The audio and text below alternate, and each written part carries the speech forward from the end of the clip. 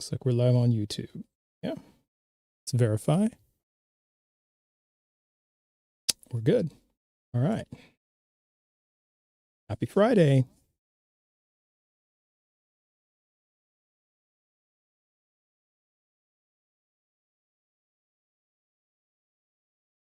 Thank you, Ember. Good to see you.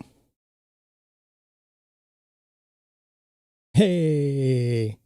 Well, you know what? That's the important thing, is that you figured it out by Friday, right? Because it would really suck if you thought today was like Wednesday. And then, like, how sad would that be? See? So that's the good thing.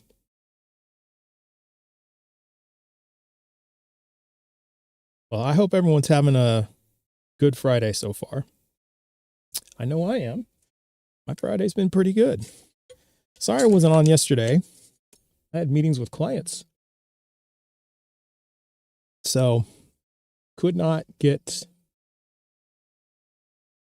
back on time. Well, oh, I wish I'd been there for that. That would have been nice. And Trouble is here. Trouble is here early today. Oh, goodness. Oh, this is going to be an interesting live. Trouble is here early. And we've got Reckless Religion here. Man, so we have recklessness and trouble in the same room. Goodness. We have reckless trouble. Oh my goodness. So this is going to be something.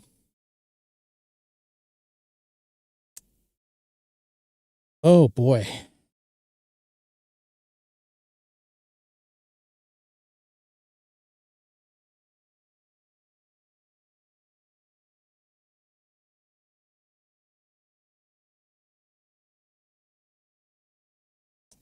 All right.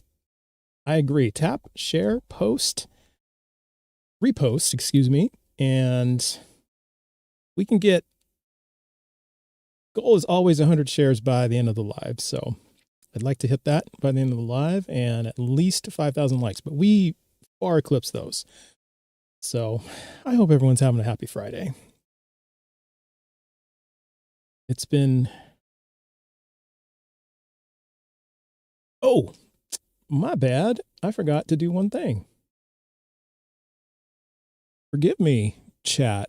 Forgive me. I forgot to turn on the YouTube chat. So that is my mistake. I got all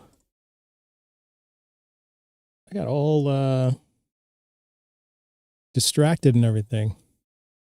Okay, let's see if that works. So the crappy part is that, there we go. It reset. There we go. So welcome in those from YouTube. Good to see you. It's also good to see friends on the TikTok side. I'm glad that we can all come together today for some discussions about whether or not God is real. So we're going to do what we always do, right? We're going to ask for evidence. We're going to stay linear. And we're going to look at the evidence and analyze it. But that's how we do it, right? Hey, Godwin. Good to see you. Glad you're here. Happy Friday.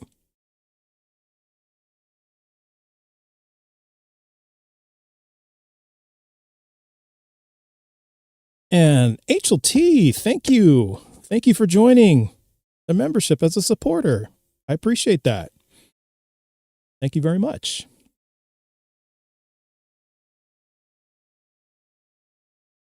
And we have Pseudo V Science on the YouTube side holding things down. We have Ethereal Ember so far holding things down on the TikTok side. So that's good. So everything's in order. Yeah. And also, oh, thank you, Reckless. And also and by the way, I was in Lobes's live earlier today, and I agree. I love your new name, Reckless Religion. Love it. Love it, love it, love it. So very nice. Very nice name change. And so we got some exciting things on the horizon. Me and Lobes are we're going to be teaming up here in the coming weeks. So we're looking to do a collaborative show. So we're going to start with once a week once we get all our ducks in a row. I agree. Lobes is amazing. So we're going to get our ducks in a row, and then we're going to have our own show. So we're going to see how that goes. And I think it's been like, I want to say it's been at least 7 months in the making. We've been talking about this for 7 months.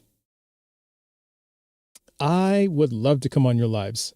I wanted to the other night. It was just a little bit too late for me.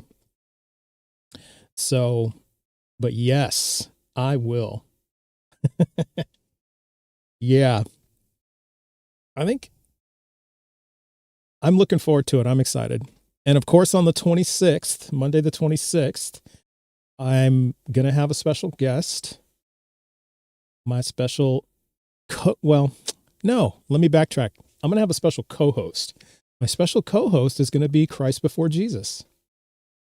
So that's going to be exciting on Monday at 5 Central Time-ish. So I'm going to stay on a little bit later on Monday, and CBJ and I are going to co-host together. How can I buy his book? I bet you can go to, it is on Amazon, number one. And if not, you can go to CBJ's profile.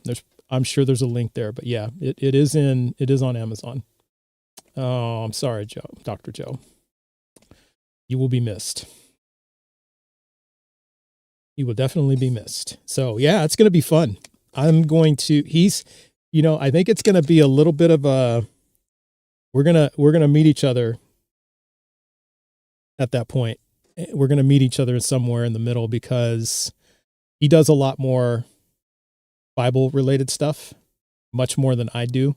And so, but he wants to branch out into other kinds of topics instead of just, talking about Jesus not existing. But, so we're going to get like our elbows deep in the Bible, but we're going to do some stuff, related to like philosophical arguments and things of that sort. So it's going to be, I think it's $3. Christ Before Jesus book is $3. So if you've got $3 to spare, it's a great read. It is a great read. So I'm looking forward to it. I'm really, really looking forward to it. And Lopes and I, back to that show, we're still trying to figure out like what we're going to do with that. And then I'm going to be looking to have more guest hosts here co-hosts in the near future. Because I've been wanting to open it back up. So, but I'm going to keep it to one at a time. So I have to find the happy medium between letting all my friends up and then letting none of my friends up. All right. So we got to keep it a nice happy medium. So, well, welcome, Donald. Glad you're here. Welcome to the dark side.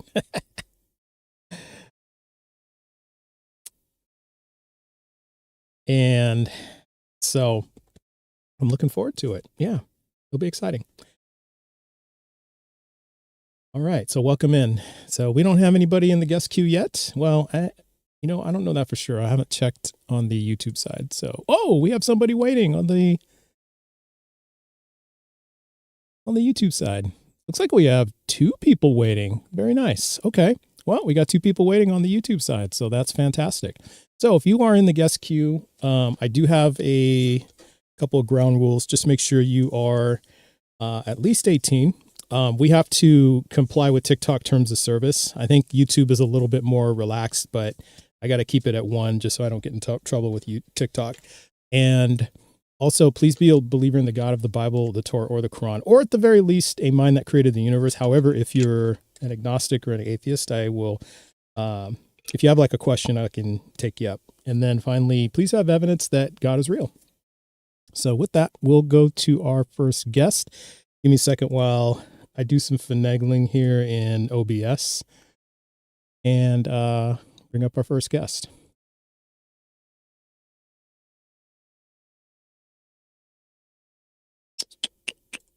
Okay, there we go.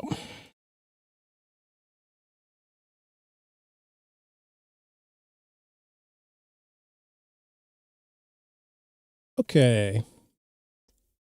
YouTube guest, can you hear me?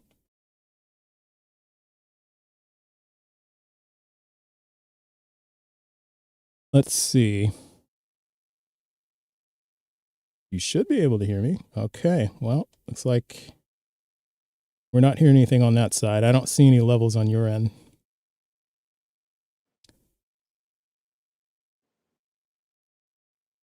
All right, well, that YouTube guest, go ahead and try again. So come back into the queue and try again. We'll take the next one. Skeptical disciple? Interesting. All right, let's bring you in. All right, skeptical disciple, can you hear me? Can you hear me, skeptical disciple?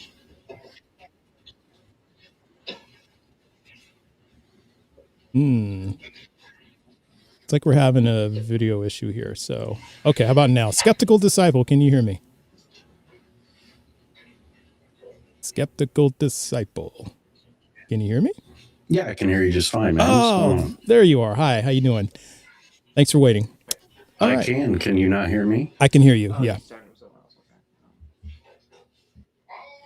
Hello? Yeah, I can hear you. Me? Can you hear me? I can hear you just fine. Can you hear me? Yes, I can hear you. Fantastic. All right. I can hear you. Fantastic. How's it going? I'm doing well, man. Good deal. No problem. All right. There might be a slight delay. Can you tell me when you hear this sentence? Just tell me. There's some kind of weirdness happening. Yeah. Can you still hear me? I can hear you, but there might be a delay. Can you tell me when you hear the end of the sentence? Hold on. Hello? Yes.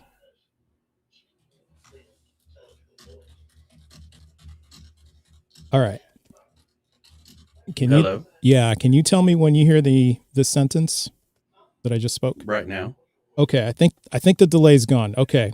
I can hear you, and I think you can hear me. Okay, I got the bugs worked out. Fantastic. All right. Thanks for waiting. Appreciate that. No problem, man. All right. So I had a question for you. I've watched your streams before. Actually, I think we may have talked at some point. Okay.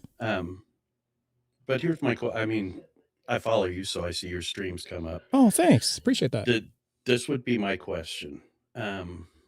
If there's no scientific way to prove the existence of God, and there's also no scientific way to disprove the existence of God. So do you think that continuing to ask the question, ask people to prove that God exists is a little disingenuous, or, actually kind of trolly? No, because I am what's called a pragmatist fallibilist, which means that even though we have truths that we have discovered with evidence, we also find more evidence to maybe find new truths. And so for me to say that I have talked to, plenty of people and none of them have been able to provide sufficient evidence doesn't mean that somebody doesn't have sufficient evidence. I think that's, it's fair to hear people out. Sure. Do you think that there is evidence out there one way or another? I'm very doubtful. I'm not 100% convinced there isn't. Right. But I'm very, very doubtful. But that doesn't mean that there isn't. Right. Well, yeah, I guess eventually we may get there. I mean, for myself, I was very agnostic my entire life, and I've only recently kind of believed, But even though I do believe, fully, I know that I can't prove it. That That's I fair. can't prove here's God, and nobody can say no, God doesn't exist completely. So I mean, that was really more my question. I mean, Okay. you do your thing, and like I said, I do listen. I enjoy listening, but I kind of just wondered why keep asking. Yeah. Yeah. Well, I think that's the thing is, with questions like these, I think we do have to keep asking because from another standpoint, this is a pretty important question in that it comes up a lot, and we all wonder about our how we got here, what our existence about, our purpose, and things of that sort. And so I think that that's an important question to keep asking. Right? Do you think that there is value in belief? Yes, I do think there is value in belief. Um, However, I think that the pursuit of truth is just as, if not more, important. So we kind of measure, we balance that together, Sure. right? Do you ever maybe feel some responsibility if you were to say someone who's really clutching to that belief? It's kind of what gets them through, because we all need something to kind of get us through. Do you feel any responsibility if you were to take that away from that person, to make them doubt and have them lose that crutch? I don't consider it taking something away from somebody. I think that if it causes them to rethink things, um, I think maybe that is a good onus for them to find good reasons to believe. And I think I have heard some pretty good reasons to believe. And the other thing about this, also skeptical, is that, well, especially in the United States, I think that beliefs without evidence are dangerous. It does lead to things like authoritarianism and things like that, and we're kind of seeing that right now. And people are weaponizing these beliefs to take rights away from people for simply existing, and that, to Well, me, sure, that's immoral to me. Yeah. right. That's been going on Oh, it's been since going on for the forever. dawn of man. Yeah, Yeah. it's been going on Just, forever. Yeah, you have kids? I do too. You, there was no Santa from the time that they were infants? Um, when they were little, no, because again, that's a harmless belief, and You don't. Why is that a harmless belief?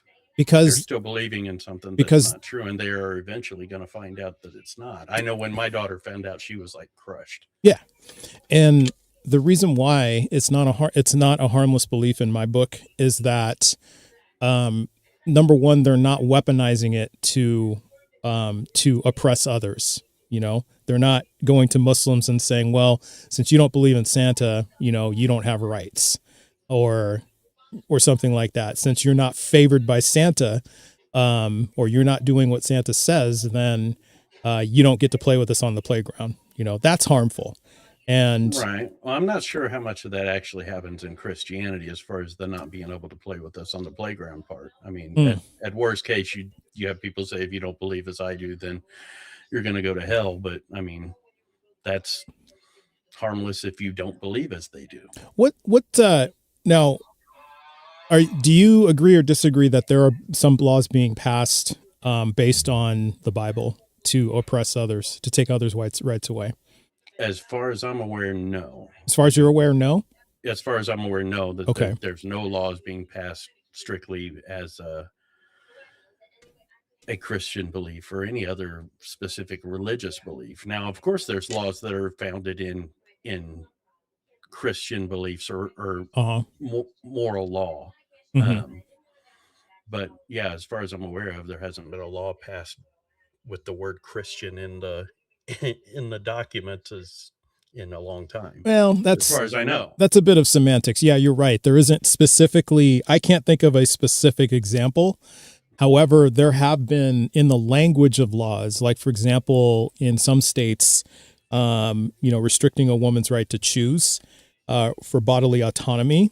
There have been, if you read the text of the laws in some of the states, they do cite biblical passages, or they cite the Bible. Well, that's a mistake. I don't think that is a Christian issue as much as it's an issue of morality. Well, if it's to me, if it's citing religious beliefs, then it becomes a religious issue. And well, I and would say again, it's just we can't. unnecessary text. Well, it may whatever the case may be, the fact remains that it's a justification for passing the law. And if it's a justification for passing the law, and if there's no demonstration that the Bible is true, and then you're using an unjustified belief to take rights away from others, and that's immoral to me. That goes against my moral framework. So, well, I would say that issue in itself is way bigger than the religious aspect of it, wouldn't you? Sure, you got to start somewhere, though, right? Well, I'm not sure it starts with that, but of course you're going to have people who, I mean, their faith is their personality, their being, they attach their faith to everything. But I think more and more, actually, they're becoming the minority rather than the majority that they used to be. Yeah, I hear that. Well, hey, listen, Skeptical Disciple, I want to move on to some people who have some God beliefs, but hey, I appreciate you coming up. Man. Yeah, and if you'd if you want to discuss more, you're welcome to join my Discord and we can talk about it more. All right. Do that, man. All right, man. Well, thanks for sticking around. See ya. Good talk. Buddy. All right, take care. So yeah. I think the other piece that I forgot to mention is that I think we morally ought to believe in things with evidence. I think it does become a moral issue, at least as far as I'm concerned, that if you have a belief without any evidence.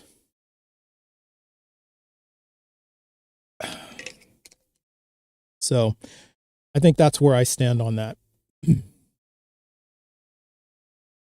Okay.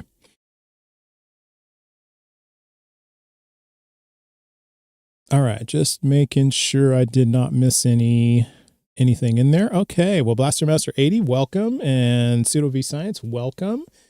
And that was technically guest number 1, so why don't we do a mod announcement, huh? Let's see if we can get this the first time. Goodness, it worked. It worked. I don't understand this platform. I don't understand either. Do not understand either. Yeah. Per the previous conversation, if you don't mind, there's there are hundreds, probably over 1,000 anti-LGBTQ laws that are currently going through the systems throughout all 50 states right now. They do, a lot of like the gender affirming care stuff, especially against trans people. And they cite that people need to be, they're what God created them as, basically. And so a good thing that Redhead said in the chat is that they will bring up those verses when they are debating the law. And so they definitely use all of that. So I should send you the list. I can't remember what website it is right now, but there is a website that tracks all of the anti-LGBTQ laws that are going through the pipelines. And so you can easily take a look through there and see, why they're arguing it, what their arguments are, stuff like that. It would be great if you pin that to the politics chat in the Discord. That would be great. Yeah. I hope it's still up at least. Hopefully yeah. If not, there's got to be at least one other site that does that. But yeah, that would be a great spot to put that. Yeah. I totally agree. Yeah, we have, and then all of the, anti-immigration laws and the defend the homeland stuff, like they'll use the Bible for that too, protecting themselves, as well as the women's rights, anti-abortion laws and things like that. So but I'll definitely take a look at that after. Fantastic. But I will do the announcement. Welcome to Trust But Verifies Live, everyone. We have 61 people here in the TikTok live, and we're happy to see you. In this live, you'll experience mostly calm conversations where the poblano level. The poblano level. where the spice level can get to that about a poblano. But please keep your arms and legs inside the vehicle at all times, and we will arrive safely back at the oh my goodness, sweet green bell pepper levels.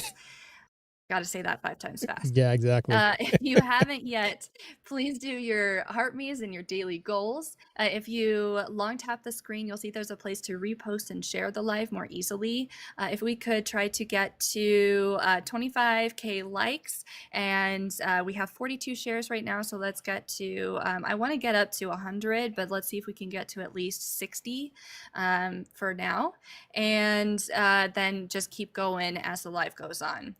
We do have an early kick goal. If we send enough gifts, it'll trigger a kick poll, which can come in handy often. If you don't want to wait for that, you can send a jellyfish to move to the next guest immediately. Trust does have memberships on all of the platforms. Different prices are on different ones. I will just say that the YouTube one has a few different levels, and he does get more from that, and he wants to go full time. We want to support him, so just consider that if you are able to. We know times are tough right now, so please don't do anything that you are not able to. And speaking of subscribing, though, Trust has a YouTube and a Twitch. So if you're already on YouTube, hi. But also go and follow him on Twitch. Just search for Trust But Verify 2024 and click subscribe or follow. We do have a Discord. The link is in Trust bio. You'll need to copy and paste it into your web browser to get it to work.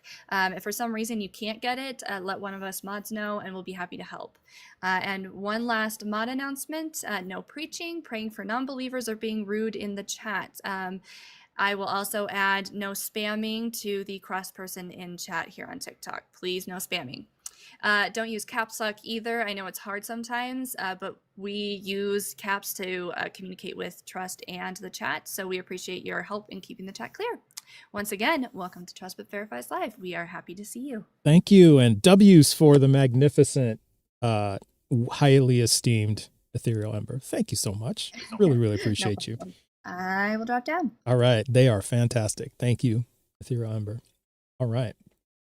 So, all right, with that, we have another guest in the YouTube queue. So let's see if we can bring them up. I think this was the guest from before that we had a bit of technical difficulty. So hopefully we can get it right this time. So, okay. So let's bring them up and see if we can make this a go.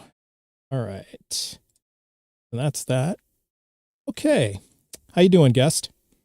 Talking to me? Yeah, that's you. All right, then. I guess I'm doing fine. I'm a little sick right now, though. Oh, well, I'm sorry to hear that. Hope you feel a little better. I'm going to bump up your volume level just a little bit. Right. Having a little bit of hard time of hearing you, so let's just bump it up just like that. Okay. Well, thanks for waiting. Appreciate you joining up. And just for TikTok purposes, I know you're on YouTube, but we got to pay attention to TikTok as well. So I'm co-streaming. How old are you? 19. Okay. And which God do you believe in? The God of the Bible, the Torah, or the Quran? Bible. All right. And what's your best evidence that God is real? That's kind of an interesting question. I mean, I guess I just have a lot of individual ones, but I guess I normally just use typology. Okay. And in what's an example, or in what way? Typology? I guess it's basically just New Testament theology hidden in the Old Testament. Okay.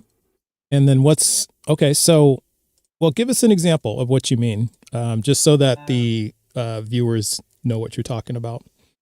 Well, I guess there's Abraham and Isaac. Isaac is known as a type of Christ. I think you've heard of that, but you've heard that argument? Yeah, we have. I have. Now, what evidence do we have that that's true? Because, if we're saying Isaac is a type of Christ, if we're kind of reading into like allegories and metaphors, how does that make God real?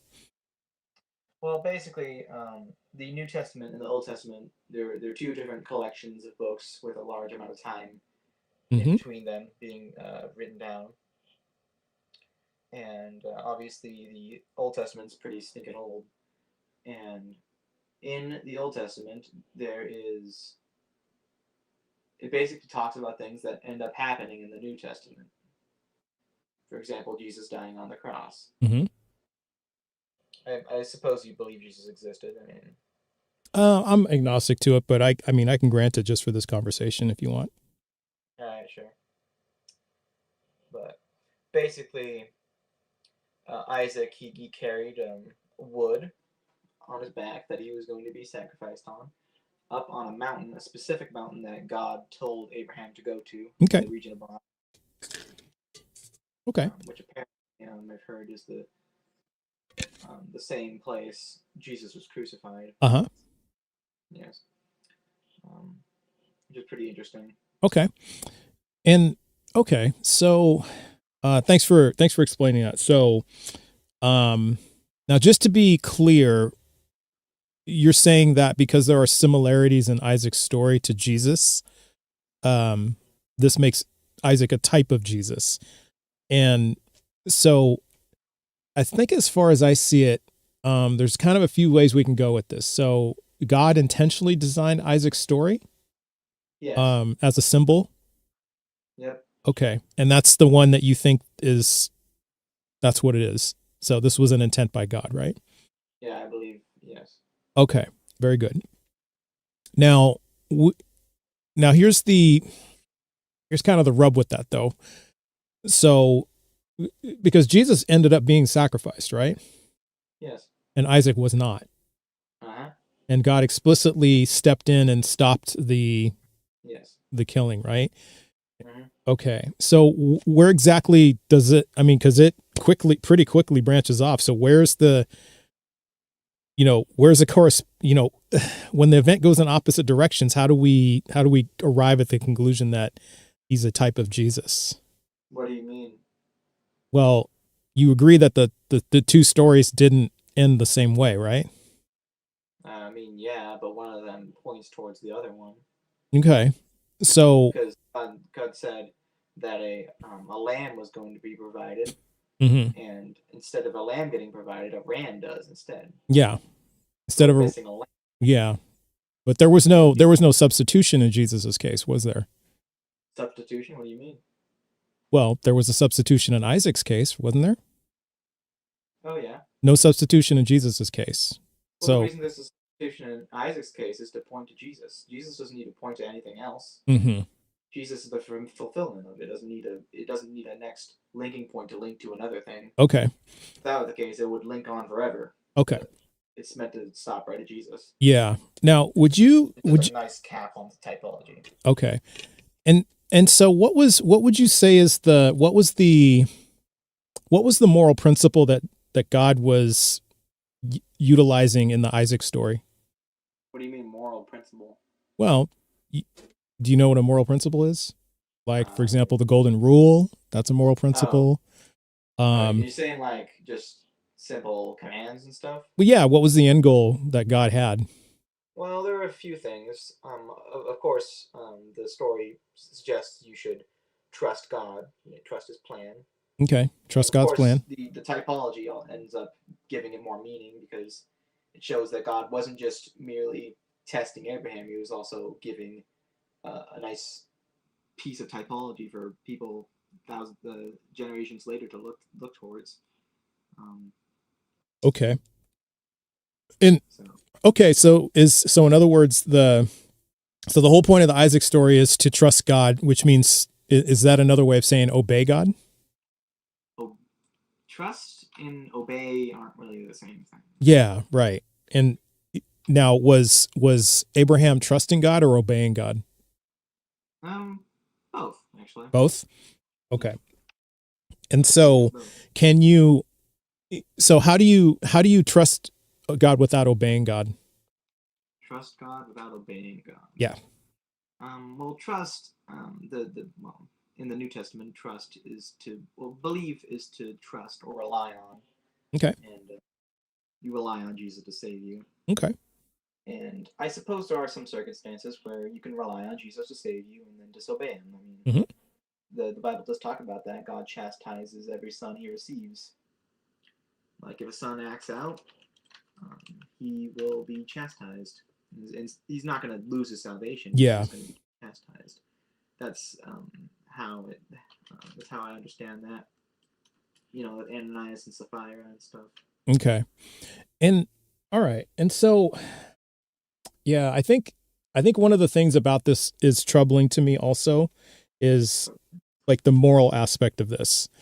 So if Isaac is like a typology and, like a precursor to Jesus's story, does that mean that God's willingness to kill a child is morally good in both cases? Willingness to kill a child? Yeah. Well, what do you mean? Well, because God didn't kill Isaac. He actually didn't yet. When did he stop it? Stopped it right before it happened. Right before it happened, right? So Isaac was tied up on the wood, right? Yeah. And he was tied up on the wood, and if I recall the story, Abraham was just about to do it, right? Had his hand raised and was just about to do it. And then the angel stepped in and stopped him. Yeah, the angel of the Lord. How do you think Isaac felt at that moment? Probably scared, but yeah. I don't know. He was probably scared, yeah. Yeah. How do you think that walk home was like? Probably a little awkward? Yeah. Yeah, probably awkward. Okay. And yeah, probably at least a little bit awkward. So I just kind of imagine if your dad had done that to you, what would you think of your dad afterwards? Well, I don't know, about the same, I guess. About the same? You'd consider if your dad was just about to kill you, tied you up to wood and just about to kill you, and then just stopped right when it was coming down. You and dad are good after that? Well, we're believers, so we both would understand that if got God it. had truly told my dad to do that, we would both just rely on God and just, I guess this is what's happening. I mean, that's just kind of a thing in Christianity, That's a thing in Christianity. So, okay. So it sounds like, so it really sounds like this is more about obedience than trust. Obedience? What do you mean? Well, you said we're both believers. So if we both understand that if God told my dad to do this, this is what God has told him to do. It's a command from God, right? Yes. Okay. They command that. Okay. Is there what command from God, according to your belief, would it be justified for you to not obey? Justified for me to not obey God? Which commands? Yeah. What command? I'm getting a little confused. What do you mean? Is there any command from God that you would not obey? I'll try to obey them, but you'll try.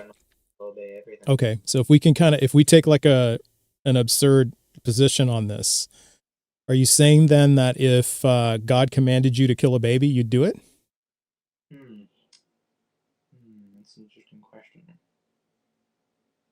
I would have to know it's from God first off. Okay, so let's just say it's from God.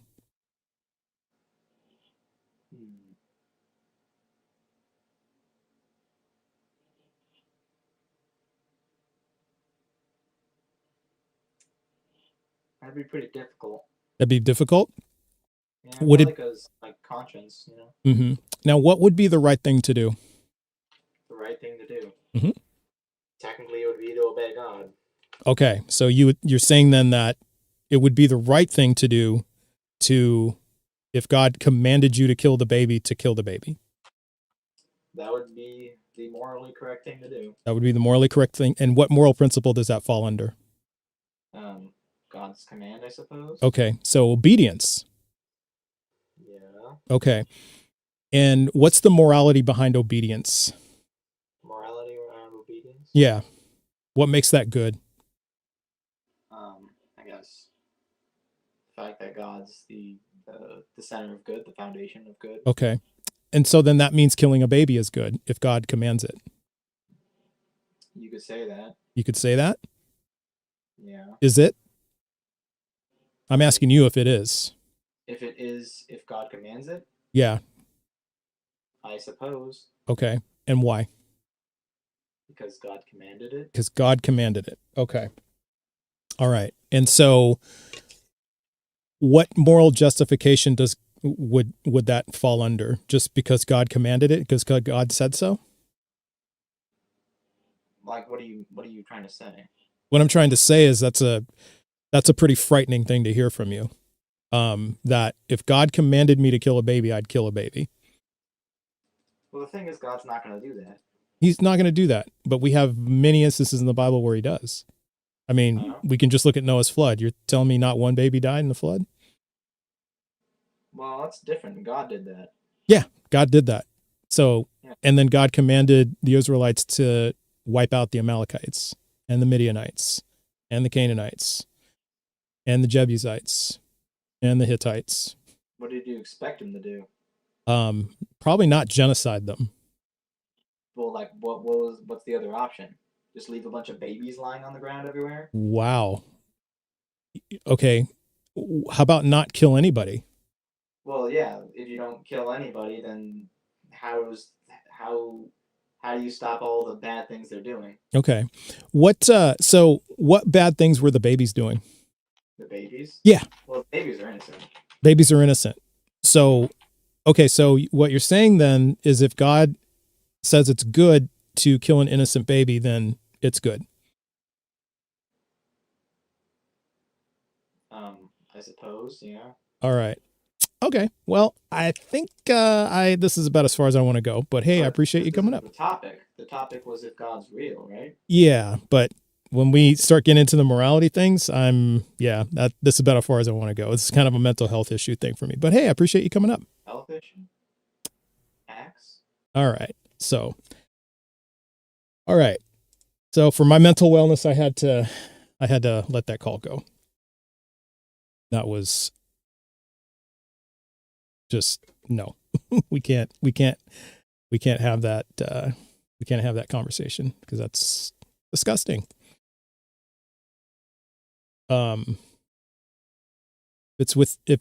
you're saying it's morally right to kill an innocent baby because God says it's good, that's frightening.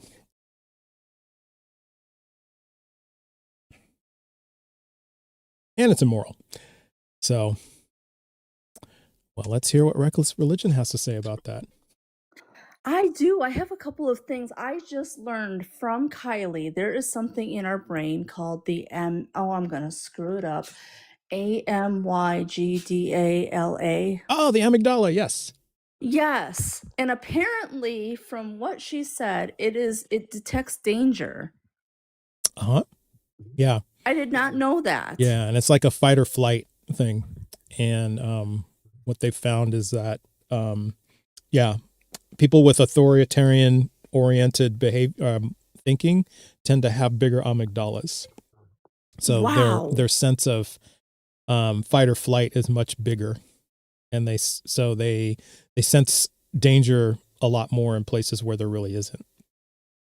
That's interesting. Yeah. Because like lately my son has had really bad night terrors because of the fear of hell and all this stuff. Yeah. And I've had to put all of my trauma aside to help him. Mm-hmm. And it's been really like a nightmare situation. Well, I'm sorry to hear that. I've been like speaking out more about it because in Japan, they actually made it illegal to teach hell. Yeah. Which is good. I wish the rest of the world would follow through with that. Yeah, they did. Yeah. So I hear that. Yeah. Yeah. But no, I wanted to bring that up because I heard that. And then yesterday, I felt so bad for you yesterday. Like the whole thing, like your poor mental health. I was like, the conversations were wild. Yeah, they were. But, it happens. It definitely happens. But yeah. But yeah, I just didn't know about that until I learned that from Kylie. Yeah. I thought, wow, that's an interesting, like one part of the brain can sense danger and emotionally regulate that. And Annette in the chat, thank you. It is amygdala. Thank you. Thank you for correcting my pronunciation, not the amygdala, the amygdala. Yeah. That's how you pronounce it. Well, hey, yeah, Sharon, thanks for sharing that tidbit with us. Yes. All right. I'll see you later. Okay, see ya. So yeah. All right. So, and I think that does have a tangential relation to whether or not God is real, is because if we're saying that, if we're saying that God is real and God allows suffering like this and God would do that, I mean, is that, then we can track the coherence of this. So we have a super chat. It says, I'm going to be dead within a month. Any advice? Well, first of all, I'm sorry to hear that. Thank you for the €2, Kurtuv. So I'm really, really sorry to hear that. My condolences. I mean, sincerely. And that's pretty heavy. I think I would say if it were me, if I had a month left, I would really, really be focused on my family, the people I love, and to making sure that I tell everyone I love that I love them. That would be me. I'm not sure if that's advice. You know, I don't know if I have any advice to give, but that's what I would do if I had a month left. So I really hope that that ends up not happening, you know. So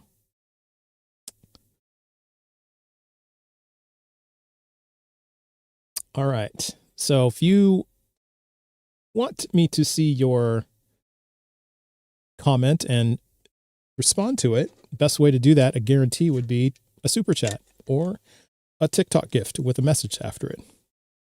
So what is your evidence that God is not real? I would say the laws of physics, the Schrodinger equation from quantum mechanics, and various logical arguments. So one I've been working on, let's see, I'm pretty sure I posted that in the philosophy chat section of my oh yeah, there it is. Well, one is the killer of the modal ontological argument for God. That's one. Let's see, what else is there? Oh, no, it's under the forum posts, excuse me. So where is that? There it is, under forum discussion.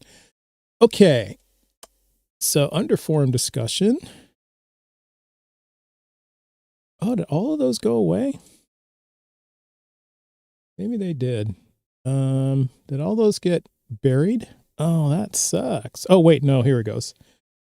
The ontological incompatibility argument for God. Yeah, this is the one that I came up with, about a month ago. So it goes something like P1, if God exists, his essential attributes must be logically coherent and mutually consistent. P2, our best scientific theories reveal structural features of reality that make those divine attributes internally coherent or impossible to instantiate in this universe. I know it's kind of wordy. C, so conclusion 1, therefore the classical God concept is incoherent relative to the actual universe, what we know about the universe. And then proposition 3, a being whose essential attributes are impossible to instantiate cannot exist in this universe. So therefore, God doesn't exist. So there's evidence right there. So back to you. What's your evidence that God is real? We can't instantiate that.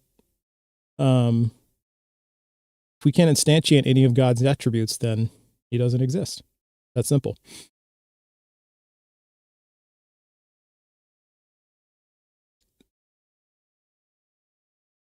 So if you're wanting to request up and discuss this, you could do that on YouTube. There is a guest link right above my head, or you can click the pink and blue people on YouTube or TikTok. So if you are, come on up and let's discuss it. How do you get to atheism from agnosticism? Well, atheism is the lack of belief in any gods. Agnosticism is I don't know. And we look at the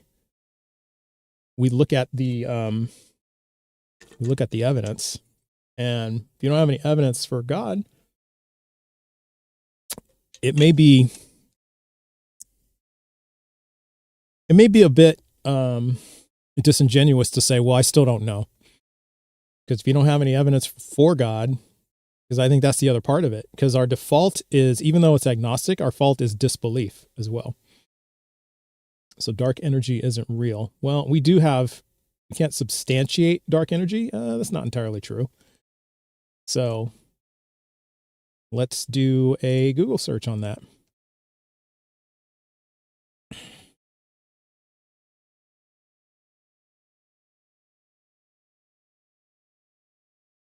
We can't substantiate dark energy, true or false? False. So there are substantiated observations. We have strong, consistent, and independent observational evidence that the expansion of the universe is accelerating. This phenomenon, which requires a repulsive force, is substantiated through measurements of type Ia supernova, cosmic microwave background, and galaxy clustering. The dark energy is a placeholder term for this observed phenomenon, not necessarily a known physical substance. So what all dark energy means is it's something. That's all it really means. We cannot directly detect or see or measure it with traditional instruments, but its effects on the universe are clearly measurable.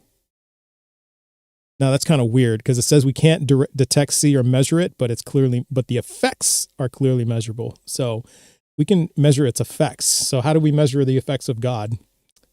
How do we consistently measure the effects of God? Lobes. I've been leaking our little plan, Lobes. Just letting you know. Current consensus, the scientific community widely accepts that something is driving the accelerating expansion exists, and dark energy, likely a cosmological constant or similar phenomenon, is the best explanation for these observations. So it's something, and that's just the best word that they put on it. So some researchers have proposed that what we perceive as dark energy is a misrepresentation of or a flaw in general relativity, though these alternatives are not currently the dominant explanation. So it's not quite accurate to say because we can't substantiate dark energy. Actually, we can. That's not entirely true. So.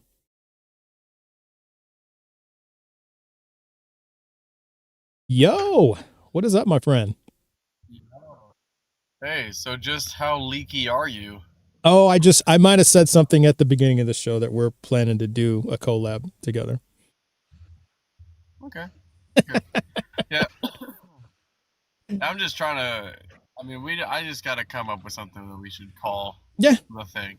Yeah. You know? It's called the thing. That's Yeah. Did you get my last text? Oh yeah, you did. It's got to be something better than just the thing. Oh. I mean, that would be very anticlimactic. Okay. So I didn't know that Joel and Mezzo are bad Bible debates. I didn't know that. That's the bad Bible debates. I didn't know that. Okay. I had no idea. Holy shit. GeForce 2863. Holy goodness. Appreciate what you do. Thank you for being you. Appreciate you, man. 3456.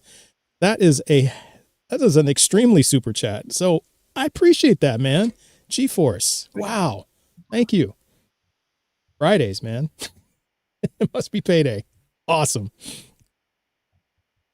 Man, so, that's nice. Really appreciate that. Yeah, man.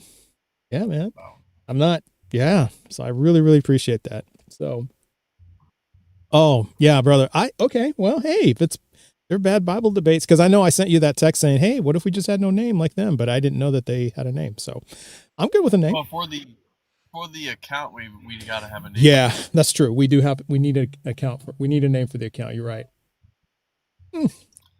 We'll get it. Maybe we can take polls in our respective Discords. Sure. We can do that. Yeah, that's fine. We should put some nominees out. Yeah. And maybe, I guess just ask people. So we're collabing something, new account with the two of us. Yes. Y'all who are watching. And we need a name. Trust butt lobes. Yeah, we need a name. Trust butt lobes. Don't trust my butt lobes. What the fuck, dude? Don't trust. Holes. Anyway. Trust butt lobes. Yeah, so trust in lobes. It should be catchy. You know, it should. I think it should be pretty obvious that it's an atheist thing. Butt lobes. You know, like examples that I was given. Our ChatGPT group was like, the atheist experience is so perfect. Like it's catchy. It's like with they both start with vowels, so it's catchy. Yeah. And it's like atheist title, but then the line, while it's not obviously an atheist show, they get the benefit of saying something like "You're on the line" with Magella Hunting, Forrest Falcon, or whatever. Verify Loeb's butt.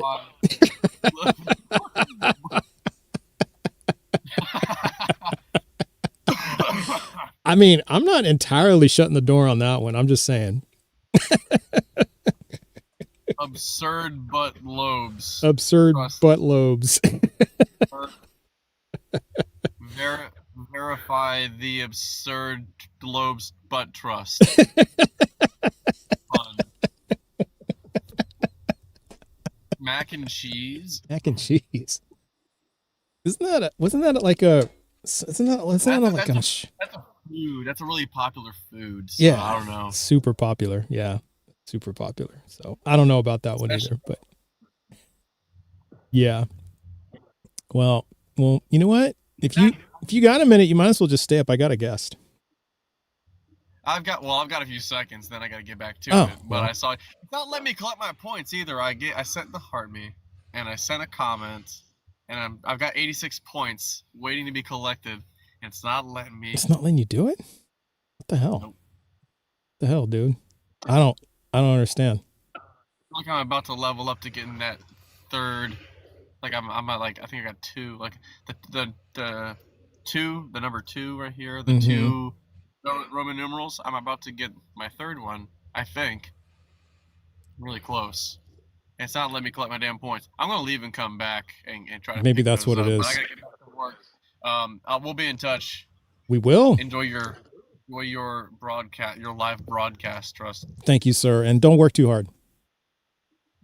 Okay, yeah, I won't. Don't worry about that. You got it, brother. Take it easy. All right. That was the esteemed Lobes. So, okay. So we have somebody in the YouTube queue, and then we have one in the TikTok queue. So we'll get to the TikTok queue next. But we're going to take the YouTube. I can't talk. The YouTube queue guest. So again, if you're in the queue, please be at least 18, a believer in the God of the Bible, the Torah, or the Quran, and have evidence ready that God is real. Okay, so let's bring them in. Give me a second here. So I gotta do a little bit of copy and pasting. All right.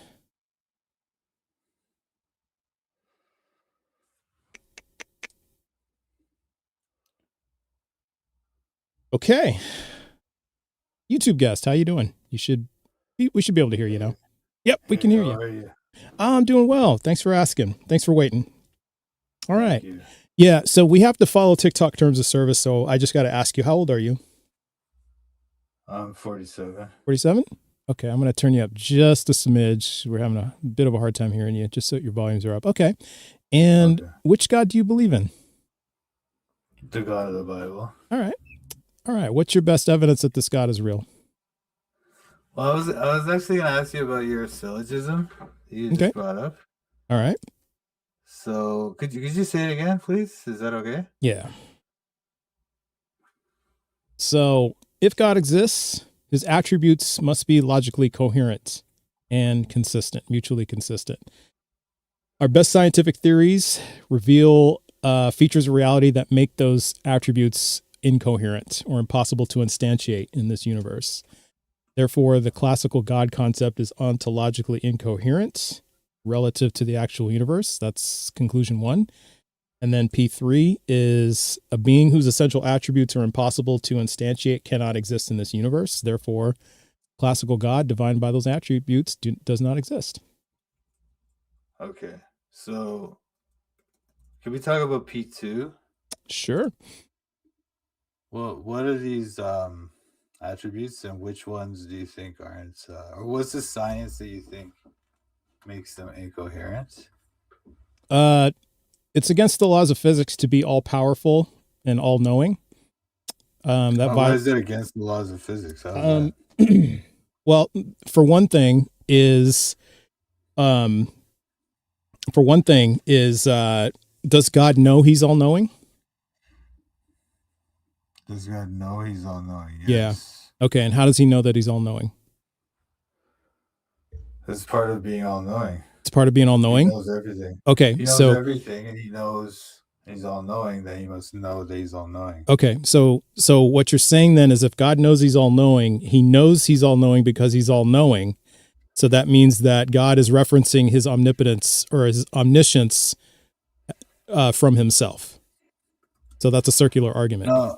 I didn't say he knows he's all knowing because of the fact that he's all knowing. I'm saying that he's all knowing, therefore he knows that he's all knowing. What's the difference?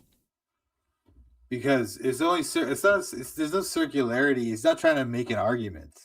He just knows everything. Okay. One of those things is that he's all knowing. Yeah. Therefore he knows that thing.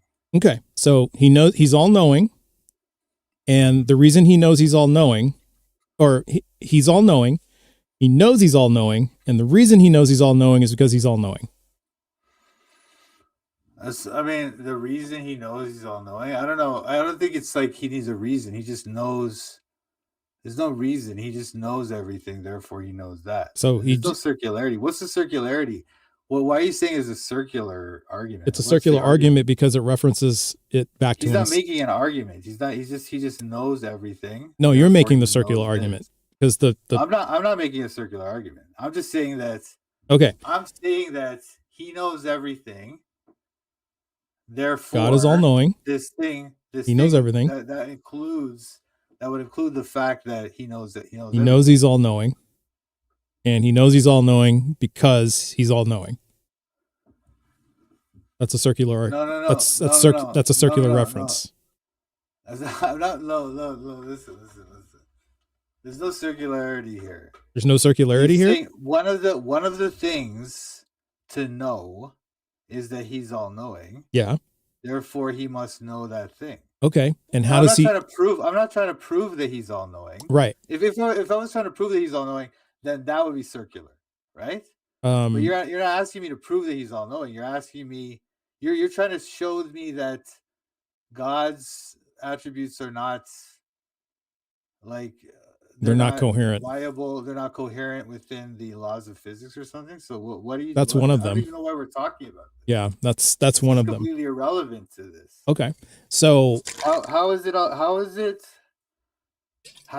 that it's incoherent to the laws of logic, the incoherent to the laws of physics because. Well, how are they incoherent? Well, I just told you that he's incoherent. It's incoherent to the laws of logic because it's a circular reference. And no. That's the thing. So you're trying to say that because my argument. Wait a minute, were you on here the other day? Yeah. Oh yeah. You're trying to make the claim that because my argument, which you claim is circular. Okay. Which I'm not even conceding that, right? All right. But, okay, you made that claim. Okay. But then how does that prove anything about God's? What's your best evidence that God is real? No, we were talking about your arguments. Yeah, I know, but I have a question up on the board, right? You saw that when you came in here, right? Okay, well, I told you my evidence, which is that it's all the things are contingent, including the universe. And I told you that the universe is is eternal. The fact that the universe is eternal doesn't mean it's not contingent. Okay, and I told you I didn't say that. I said that the universe is necessary. Okay, so and you said one of the attributes of being necessary is being eternal. That's what you said. That's one of them. That's one of them. That's not all of them. Okay, so that's you said is in fact the universe is eternal. Is necessity okay? Is necessary. Is being eternal necessary for necessity? Is it required for necessity? Being eternal is required for necessity. Okay, so if the universe is eternal, then that makes it necessary. It is therefore necessary. No, it doesn't. That's only one requirement of necessity. Okay. What are the other requirements of necessity? Being unchanging, like immutable. Why? Because if something's necessary, it can't be changed. It can't be. Okay. It can't be like if it changes, then it's not. It's contingent. Okay, so when you're and unchanging in what sense?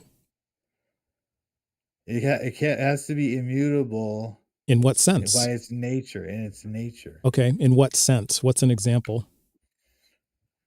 For example, the laws of logic are necessary. The laws of logic are necessary. Immutable. Yeah, they're immutable. Change. They don't change. Okay. And so, but a being, I'm talking about a being that's necessary, that's unchanging. What does that mean?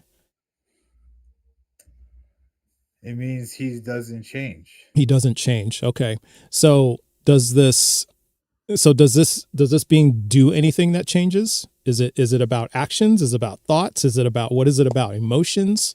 Like in what sense? Or is it in all senses? Just across the board, this being does not change.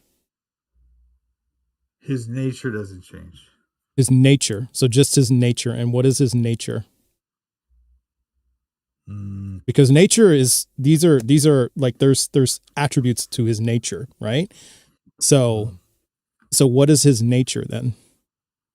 I don't know. What does it have to do with anything? The question was evidence for God, right? Yeah, evidence for God. And you said this God has to be necessary. Hold on. My evidence is that yes, things are contingent. There must be some kind of necessary being that grounds their existence. Okay. Therefore God, right? Okay. So what does that have to do with, what are you asking me about? Like, what's the problem here? What I'm asking you is what are the properties that make this being necessary? What is its nature? So fine, it's a necessary being. Okay, let's just say I grant that. Now what? So then what is its nature? So a necessary being is evidence for God. The fact that we require some necessary being is evidence for God. That's okay. Evidence. Okay. That's your evidence. And what is its nature? Because you can just be a being, but that doesn't really mean anything. What is its nature? What is its nature? Yeah. Well, its nature is self-existent. That's the first thing. It's self-existing. Okay. All right. So existence is okay. It cannot fail to exist. So it has to exist. And it explains why the contingent things exist. It explains why contingent. How is that how does that its nature that it explains why contingent things exist? Well, these are just the first aspects of its nature that we've deduced these from the fact that we know that things are contingent. We know there must be some kind of necessary thing to ground their existence. So based on those two assertions, right? Now we're going on to what can we infer from this? Okay. Well, how necessary being? I'm still stuck on how is it that it explains contingent things? How is that part of its nature? How is it part of its nature? Yeah. Well, you know what? Its nature in terms of like classical theism, is that what you're asking about? We can talk about it. Doesn't I mean, this is your God, not mine. So I'm asking you, what is its nature? Okay, its nature is that it's simple. It's simple. It's immutable, as I was saying. Yeah, unchanging. It doesn't have parts. Doesn't have parts. It's unchanging. Yes. It's unchanging. It's not material. Does it have a mind? Yes. Okay. Isn't that a part? No, its mind it doesn't have a mind as a part of itself. Or it has like. Is it a mind? Is it just a mind? It's the ground of mind. It's the ground of all minds. So it's a ground of all minds. Minds like qualities emerge from it, right? But it is just what it is. It's like all being emerges from it, or not emerges. Well, but all being is the ground. It's the ground of all being. Okay, it's the ground of all being. Minds and such come from it. Okay, but it has to have a mind in order for it to ground all minds. And what is? Yeah, let's just do one at a time. I'm sorry. So I got to kind of get this mind thing out of the way. So. It has a mind. Is it a mind? It's just a mind and nothing else? Because if it's not a mind. It's not in parts. It's like, okay, well, how can it have a mind and not have any other parts? You said it has a mind, but it has no parts. No, it doesn't. The mind is not a part of it. The mind is like, it is mind. You know. Does it think? Will. Yeah, it thinks. Of course. Okay, and how does it? So it has a mind, because how do you think without a mind? No, but it is mind. Like mind, it's like his whole nature is itself. So he is his attributes. Okay. He is his attributes. Okay. So if you have, okay, so you have to have a mind, but you said he is a mind. So he is a mind. All right. And you said there's no other, but he doesn't have parts. And we know that a mind is a part of a being. No, we don't know that. Why do we know that? Well, we know that just from observation. Humans, that's so. In God, yeah. That's not so. From all the beings that we know of, a mind is a part. So what example do you have in the real world that a mind is not a part? Why should it be based on examples in the real world? Well, because that's part of what my syllogism says, is that you can't instantiate these things in this universe. When I talked about your syllogism, I asked you about your syllogism before. Now you wanted to move on to this. Oh, my bad. Okay, you're right. So what I'm saying then is, this is a part of our reality. So in our reality, what example can you demonstrate? The ground of our reality. So okay, that's another claim. Not apply to him. That's a claim. No. Hold on a sec. We've established already that we're just going along with this argument. You haven't established shit.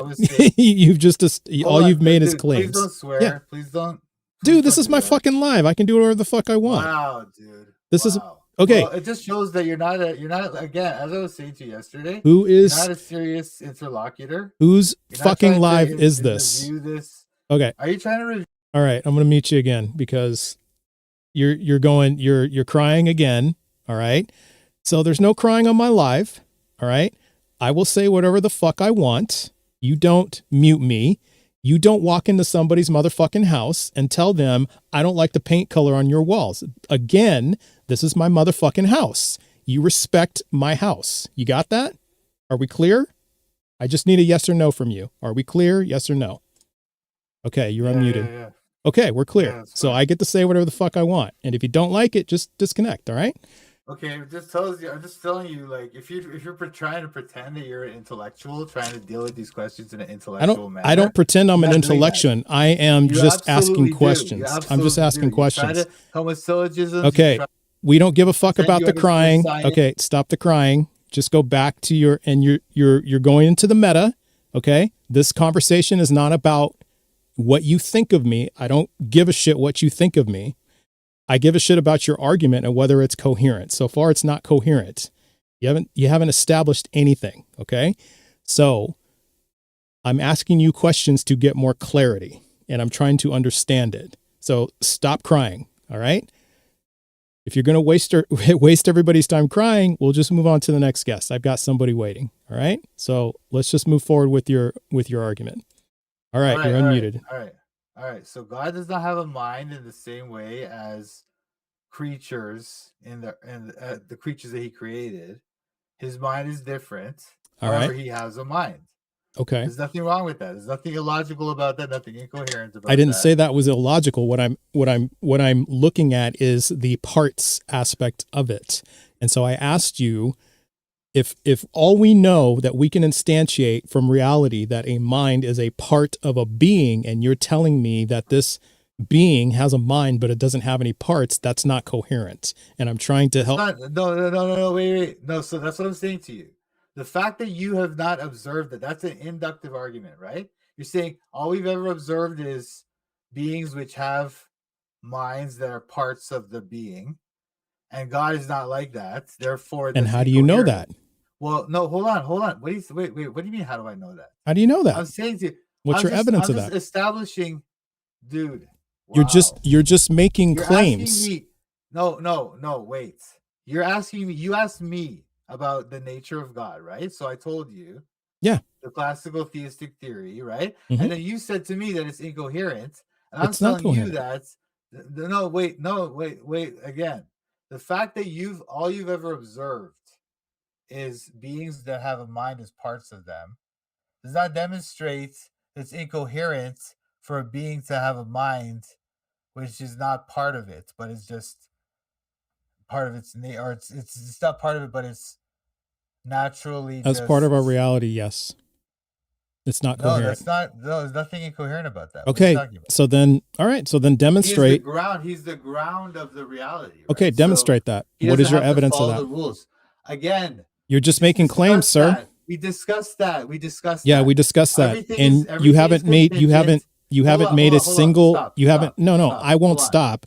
I'm going to ask you, what is your evidence of that? You asked me, and I answered it. You said you just made a claim. You made another claim on top of a claim. No. We've already established this. We have not established anything. That. Wow, dude. Wow. You've declared you've established it, but you haven't established anything. No, you just made claims. Argument or you don't, right? Now you're saying that. Look, we established that one thing we've established is that things in the universe are contingent, including the universe itself. And so what I was saying is that contingent things require something else to explain them, and we can't have a infinite regress of things explaining everything. So there must be some kind of original thing to explain. That's a new thing that you slipped in there.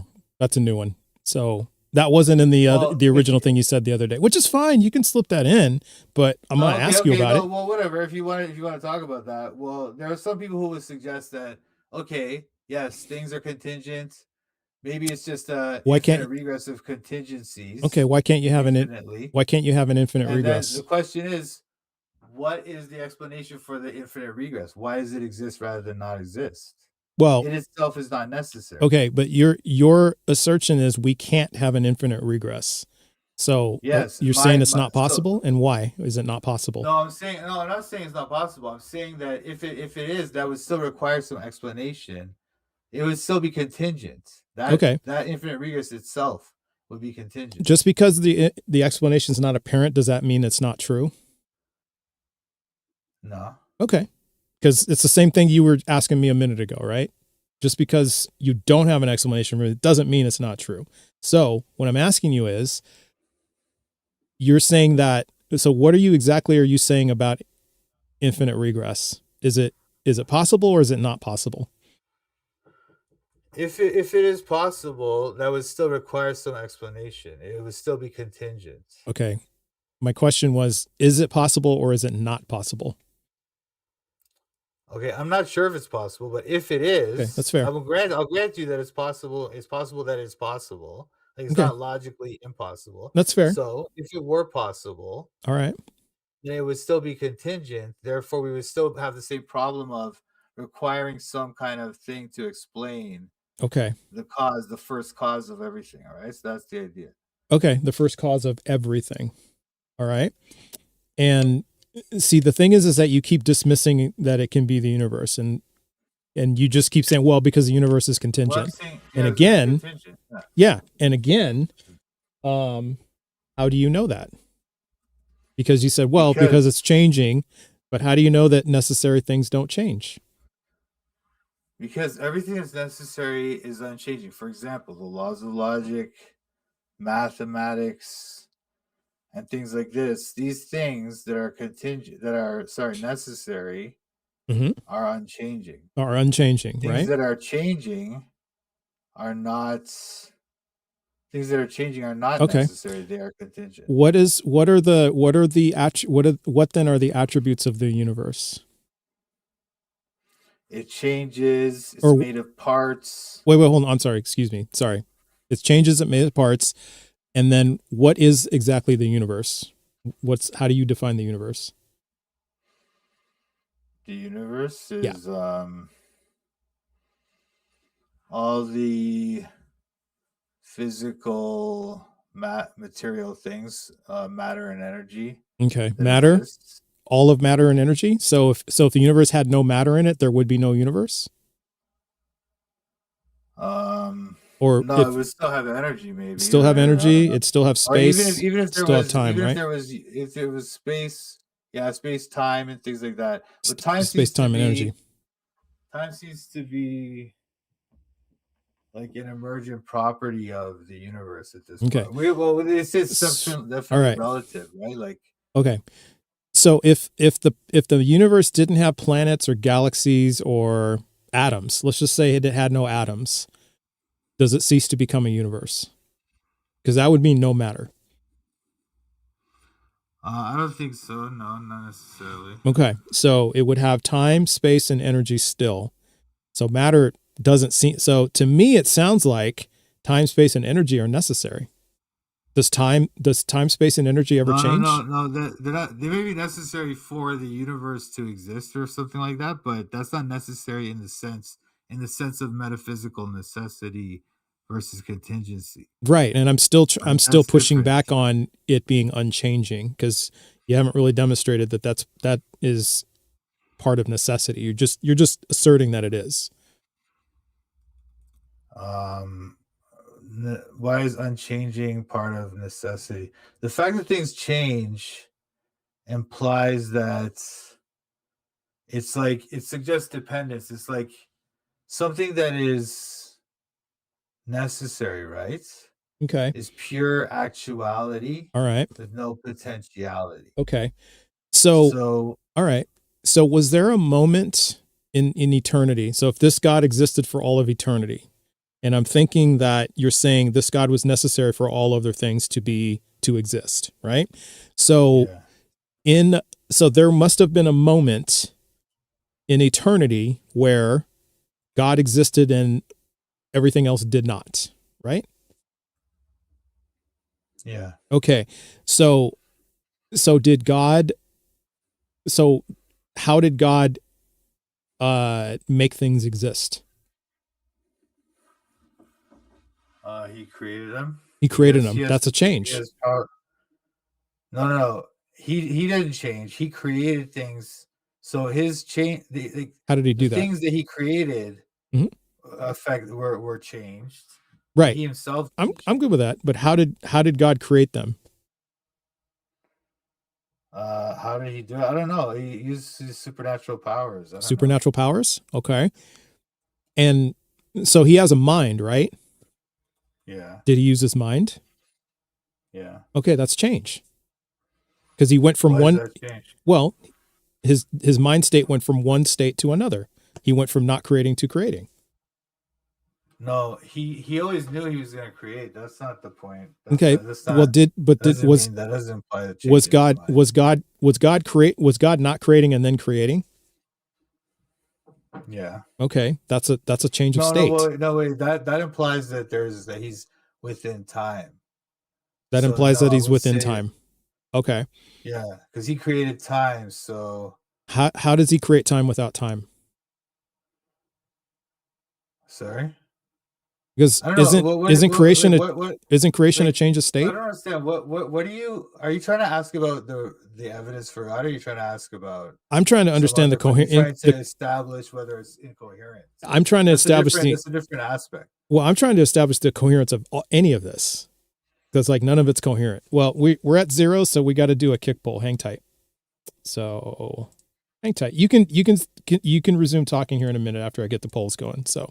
All right, everybody. So we have our guest back from the other day. Much calmer conversation. So I appreciate that guest. And so let's start the kick polls. So I'm going to type in keep guest in YouTube. So just tap the yes or no. And then for TikTok, you guys know what to do. Just tap the happy face when you see it emoji, or the crying face emoji to keep the guest, or the crying face emoji to kick the guest. Okay. So polls have started. All right, go ahead, guest. What were you going to say? Who are you talking about, me? Yeah, I'm talking to you. Yeah, go ahead. Because I stopped you from talking. You were saying something, and I just had to get this going. So you got about 45 seconds. You were saying that time, because God did something that he changed, right? But I'm saying that. Yeah, it's a change of mind state. That it's something within time, right? Whereas God is outside of time. Right. He created time. Okay. So his action is actually eternal as well. Okay. So again, well, eternal is a state of time, right? That's a state of time, because you can't describe eternal without time. No, that's not true either. Eternity is something. It's like an eternal moment. A moment in what? A moment in what? It's not. Well, that's again. It's something that we use to describe it because our minds are bound by time. Our minds are teleological like that, but we don't. It doesn't actually describe, because we can't really imagine this state, the eternal state. Okay. All right. Hey, But listen, it is they, at a time. okay. Well, they voted to move on to another guest. So I'm going to move on to another guest. But hey, I appreciate you coming up. All right. All right. Have a good one. All right. Yeah, I think I gotta get the sense that, hey, yeah, I think whatever he's drinking is pretty strong. That's all right. Hey, I'm not judging that. I'm not judging that. Hey, man, you do you. Like I said, I'm just looking at the coherence of the position, and that wasn't coherent at all to me. Because again, he kept saying, well, eternity is a moment. I'm like, okay, a moment in what? Time.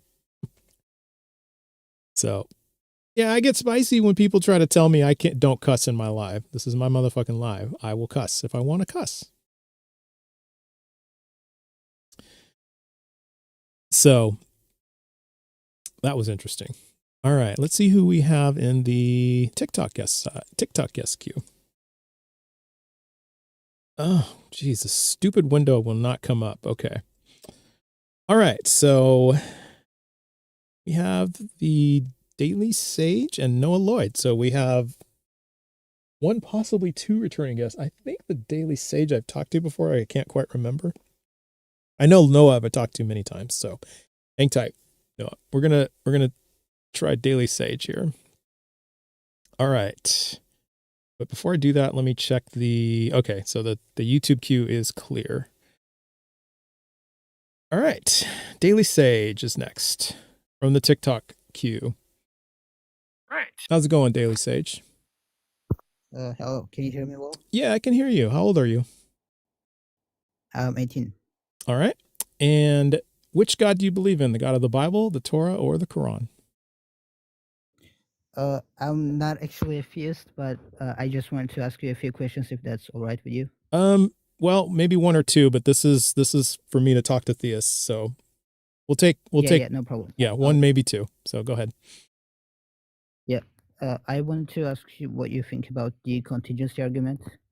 The contingency argument? Yes. It's a bad argument. We actually just talked about it, and it's not coherent. Oh, what would you say about it? Well, I want to say first of all that so a necessary being, we can't differentiate that based on the argument alone. We can't differentiate that between just say the universe. So if we just label the universe as necessary, then everything else in the universe, all matter and objects in the universe are contingent, then that solves the problem of a necessary versus contingent existence. So you still haven't demonstrated that there's a necessary being. So you can actually go watch the replay on YouTube. I just talked about it, you can just go back, go back on my YouTube replay and go back about 25 minutes chat, something like that. And you can listen to the whole thing. I see. Okay. Well, I'll ask one more question and then I'll let you speak to someone else. What would you say your meta-ethical view is? My meta-ethical belief is? Yes. I'm an objective moral realist. I see. Yep. So, yeah. Well, so would you? I guess you would say that you're a realist, right? An objective moral realist. Yes. So moral realism is different than realism. You get the distinction, right? Realism, you mean? You mean just realism?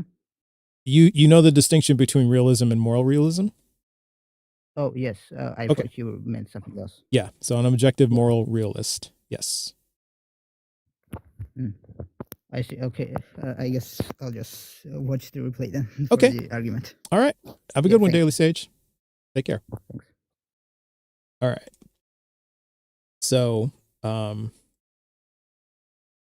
yeah. W guess. Yeah. Just two quick questions. So that was good. Okay. And good idea, Nate, to just go have him watch the replay.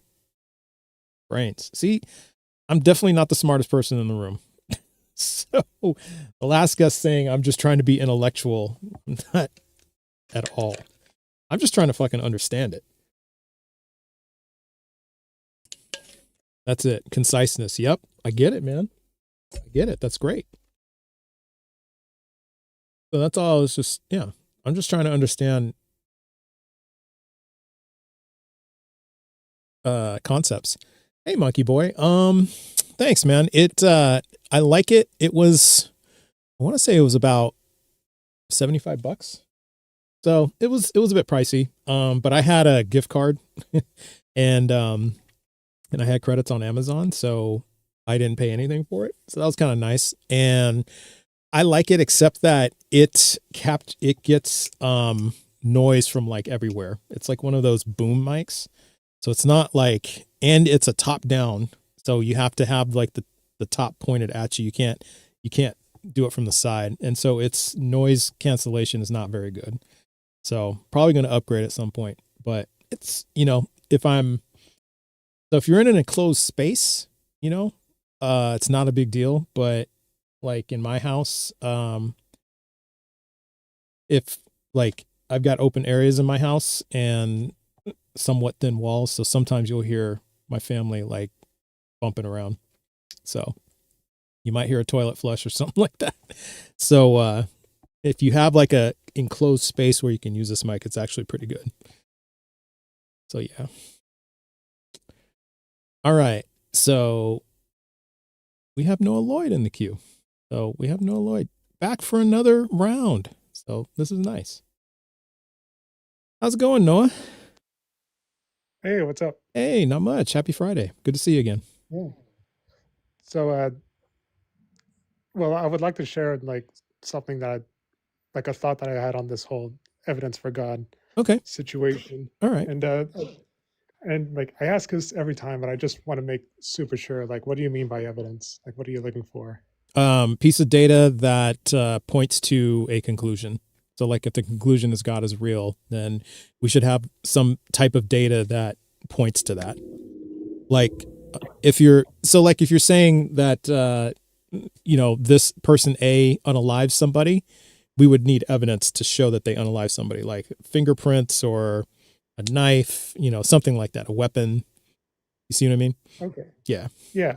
But it's like, so essentially you're asking for the same kind of evidence that we would like have for basically, I don't know, anything else. Like, yeah, just anything else that we know to be true. Yeah. Yeah. So it could be a logical argument. It could be something we've observed, tested, verified, gone through the scientific method, be piece of evidence that's collected. Yeah. So it could be a lot of things. My bar is actually really low. Well, like my problem with this, and this is something that I've encountered recently, that I just can't shake. It's that if there was evidence for God in this sense that you're asking for, I think that would be actually a sign that the thing we're talking about is not God. That's an interesting take. That's very interesting that you say that. And yeah, expand on that. That's actually, that sounds pretty interesting. Well, it's like, if we're going to talk about God, we need to understand what exactly God is. And I think that what we're trying to do when we're asking for evidence of God is that we're trying to find like a foundation for his existence in like the world around us, or the natural world. Yeah. And I think and that's why a lot of these conversations go into like cosmological sort of areas and all of that. Yeah. But I think there's a big problem with that, and it's that if God is real, then he has to be transcendent. And that means he can't be based, or his foundation can't be found in, let's say, the world, the natural world. I tend to call it the non-transcendent world. I think that's a very good way to put it. Okay. Because you can't ground the transcendent in the non-transcendent is what I'm trying to say. I hear it. Okay. And how do you define transcendent? And it's more for the audience than it is for like me or you. Yeah. well, let's think of it this way, like seeing that the world, like matter can't be created or destroyed. So by that principle, there's all the matter that we have in this universe has always been here. Yeah. None of it has been created or destroyed according to physics. I hate to split hairs. Just one little thing. I hate to split hairs, but modern day physicists actually don't believe that, because we do have examples of matter being destroyed and then created as something else. Just an FYI. Well, that's why I'm like, it still has the principle of it that there's always this. Okay, that's fair. It's like there's always the same thing. Mm-hmm. I want to say it's like we can't, like, looking around in the natural world. It's not like something obviously comes from some sort of higher dimension and comes down and inserts itself into this natural world. It seems like what we have is what we got. That's what I want to make. Yeah. When it comes to the non-transcendent world. Okay. And in comparison, the transcendent world is not, or the transcendent whatever, is not confined by the limitations of that. Okay. What other things then are transcendent besides God? Or is God the only transcendent thing that we know of, or that we claim? That's a good question. And I want to say God is the only thing that's actually truly transcendent. Okay. Yeah, that might be a better way. Yeah. Okay. Because I would say that, for example, like the laws of logic are transcendent. Because if you go on. Only reason is that it's really not, it's not something you can point to in the natural world, right? It's not really, I mean, yeah. It's inherent in our natural world. It's a fabric of, I would say it's the fabric of reality. It's how we determine reality, right? Like, for example, like the law of identity is really about how we determine things, are different. It's differences in things, right? So Apple is this, but not this. It's this, but not this, right? That's really what it comes down to. So I would say that would be for me an example of something transcendent. Well, the thing is, I wouldn't call that transcendent. I would call that universal. So they're different in the sense that the laws of logic are universal in the sense it's universal. that yeah. What is that? Yeah, I would agree with that. Is God universal?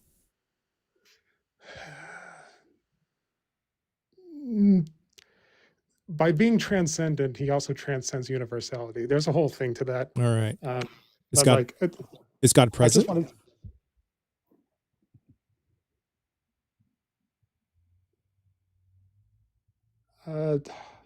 Kind of derailing me with these questions a little bit. Why do you ask that? The reason why I asked that is that because you said earlier that we can't define God based on anything in our universe. I think, so to speak, and maybe I said that wrong. So please clean it up for me if I got that wrong. I don't want to misrepresent what you're saying. So, but that's the gist of what I got. Is that accurate or is that off? Well, all I just want to say is that we can't find anything within the universe that confirms God's existence in the same way that we can confirm the existence of some other claim. Sure. So what other oh, go ahead. Sorry. Go ahead. But no, you go ahead. I lost where I was going with that. I was going to ask you, what other things then do we know or do we believe exist that we can't instantiate, that there is maybe something that objectively exists that we can't instantiate in our natural world? Like, for example, would you say like consciousness and maybe thoughts? Okay, that's a good question, because I do think that human beings and consciousness is actually a way for that bridge to the transcendent. Maybe it's a way for the bridge, yeah. And something like that. It might be a way, yeah. Yeah, because if we Okay, go on. No. Go ahead. You go this time. Yeah, because like if we can't, because if we can't look at anything in the natural world as something that we can use as evidence of the existence of the transcendent, or in other words, God, then that means we have to find some other means of determining that existence of the transcendent. And I think the way of doing that is by looking to human beings themselves Okay. as a connection to the transcendent, because I think Okay. that our condition is where we have 1 foot in the finite and 1 foot in the infinite. That's to say, we have 1 foot in the non-transcendent and 1 foot in the transcendent. And so like we're in sort of like this dual state in a way. And I know that might seem lofty, but like that's really the only thing I can think of as a sort of way that we can determine any sort of transcendent existence, and it's through the human being himself. If then, because you did say earlier that God is the only thing that you consider to be truly transcendent, right?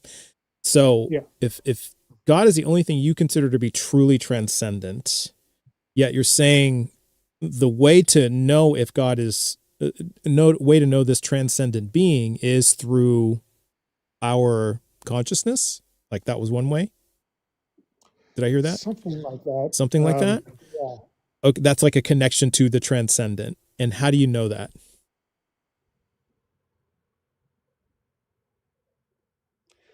Because I do think that human beings are in a situation in which we crave transcendence. Sure. Like no matter like where we are, we're always going to crave something more or better, or something that's beyond what we have now.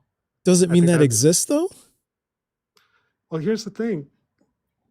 Because that tendency exists within us, and because it's so prevalent and it seems so fundamental to who we are, I can't just say that that's an illusion.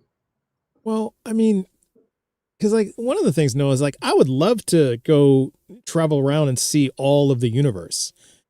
Yet that is not possible in this reality. It's just not. We don't have the technology to do it, and there's just, and I'm in the wrong timeline. Like if we somehow develop this in the future, well, it sucks for me because I was born in this timeline, right? It's just not possible for me. So, I mean, but that doesn't mean it is possible, right? I mean, we may never be able to do that. And so the very fact that you can conceive of that and possibly have that as a kind of pie in the sky ambition, I think is part of what I'm saying. Okay. But because if we didn't have what I'm talking about, we wouldn't even conceive of that. We would be happy, or we would be content with what we have. Okay. And I don't think human beings are inherently content with what we have at all times. Well, even though we try to be. Okay. Well, because I hear the contentment part. I hear that.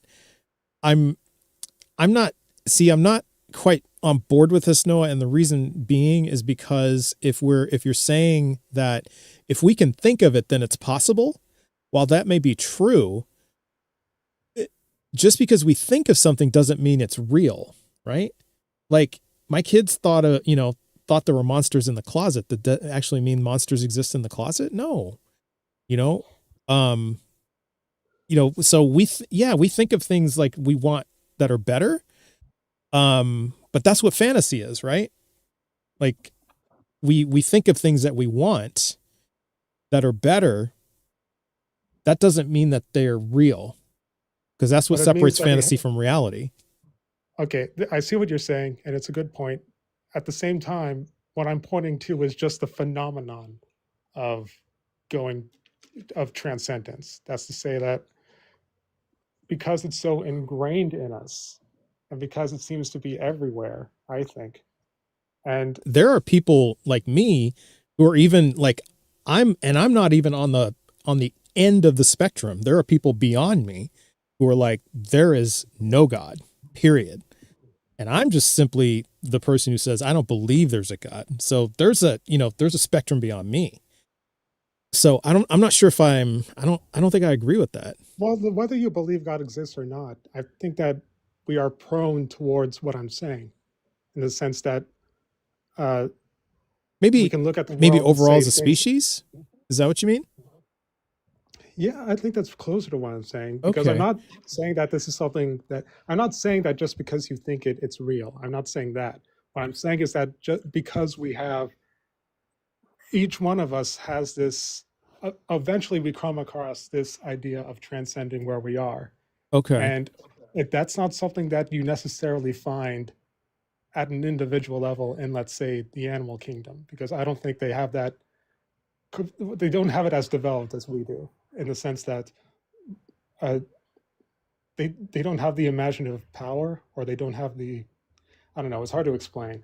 It's just like, I mean, I just want to look at the human being and see what we have at like the very base of our psychology. I'm essentially doing like a Jungian thing, where I'm like looking across the example of like everyone and seeing what's there, and saying, and if it exists everywhere, then I can't just say that it's a fluke, or that there's some unreality to it.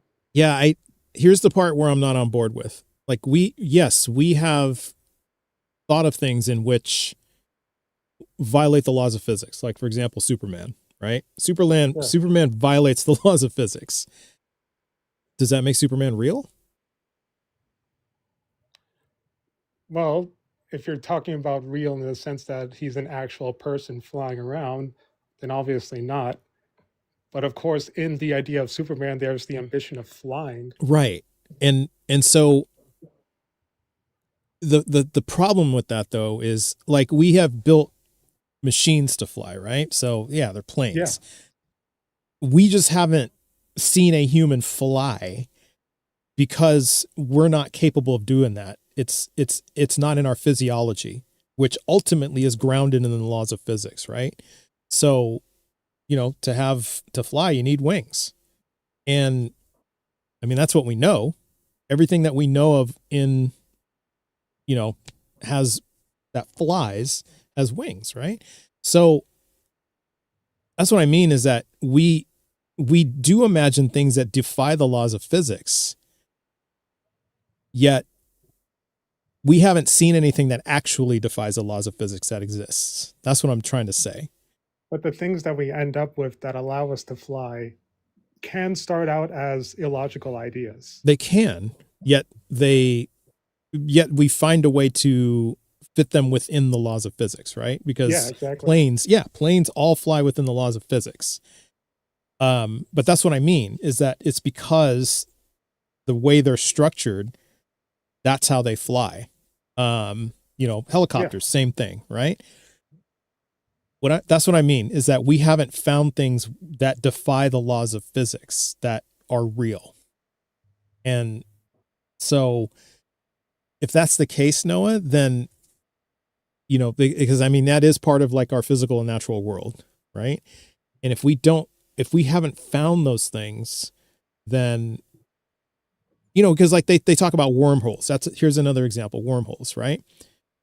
However, wormholes are kind of weird like that, but then they kind of operate within the laws of physics. And so that's what makes it like possible. But we still haven't found any wormholes, right? Time travel is another one. Like we think about time travel, but then when you start applying the laws of physics to it, there are huge chunks of the idea of time travel that just aren't possible. Yeah. You know what I mean? Well, let me present you with this. Yeah. So like, let's say we're trying to build a time machine. Mm-hmm. If we use all of our knowledge of the laws of physics and everything else that applies to time travel, you're right. We will eventually come across this sort of barrier in which we'll realize that what we're asking for is actually not possible. Mm-hmm. And given our knowledge, but that's the thing, given our knowledge. And so if we act like what our knowledge is exhaustive and extensive and complete. Oh, no, I don't buy that either. Yeah, I'm not there either. Yeah. I just want to, I want to throw that there. But go ahead, sorry. Yeah, but if we think that it's complete, then we're going to conclude time travel is impossible always everywhere. Yeah, and I hear you. But when something beyond our system of knowledge comes in, something from beyond it, something that transcends it, and then comes into our field of knowledge, suddenly what seemed impossible might not be that impossible. But we can only get there if we went beyond our framework of knowledge and relied on something that transcended that. I see what you're saying. And a lot of that I agree with. Yes, it is based on as far as we know, right? And see, that's the thing. I'm a fallibilist. So that means that if there's always room to learn something new and to say, oh, we were wrong about that. You know, that's what science is built on. So I'm with you on that one, Noah. So I'm not automatically just throwing out that God is impossible. What I'm saying is that that's why I leave it open. That's why I ask for evidence. You see what I mean? Because, like you said, not that I'm thinking that there's just somebody who's going to come along and has had this figured out. What I'm saying though is that we can say, I think we just have to be okay with saying, you know, I don't know if this God exists, and just leave it at that, you know, because we don't have the evidence. Yes, it's a possibility. I'm with you on that. I'm not inclined though to say because it's possible, it's true. Does that make sense? Just the biggest thing that I'm putting forward here, and this goes all the way back to what I was saying at the beginning, it's that my worry is that you're asking for evidence where it ought not to be asked. In other words, you're looking in realms of evidence that actually don't appreciate the God claim in any way. That's my worry. And so I'm just worried that we're looking in the wrong places. We're looking in the wrong places? Okay. Yeah. Okay. Like it's an entirely different game. Okay. In some way. That's possible that we're looking in the wrong places, right? It's possible. Greg, thank you. I was getting very, very excited here. It's a joke between me and Greg, the ethereal platform. So Noah, I hear you on that. Let me see if the best way I can put this. I think that yes, it's possible we're looking in all the wrong places.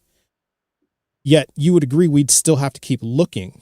And the other part of it though is I'm not entirely sure it's the right thing to do if we still can't find anything to then just conclude but God still exists. Am I making sense there? If we don't find, that's the thing. If we don't find anything, I agree with that. My problem is that I don't think that we can find nothing when we look in the right places. Okay. So one last thing I want to ask you before we go to the kick poll. If God did create this existence and then I think I kind of threw a monkey wrench in your whole thing when I asked you if God's present. Wouldn't we find any signatures or clues that God at least was here if God created this existence? And if not, why not? Talking like a signature or something? Like a signature, just something left behind, a clue? I think something.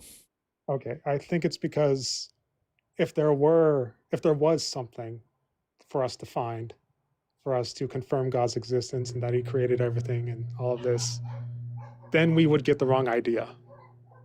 How so? What wrong idea is that? The wrong idea about what exactly God is, in the sense that he's transcendent.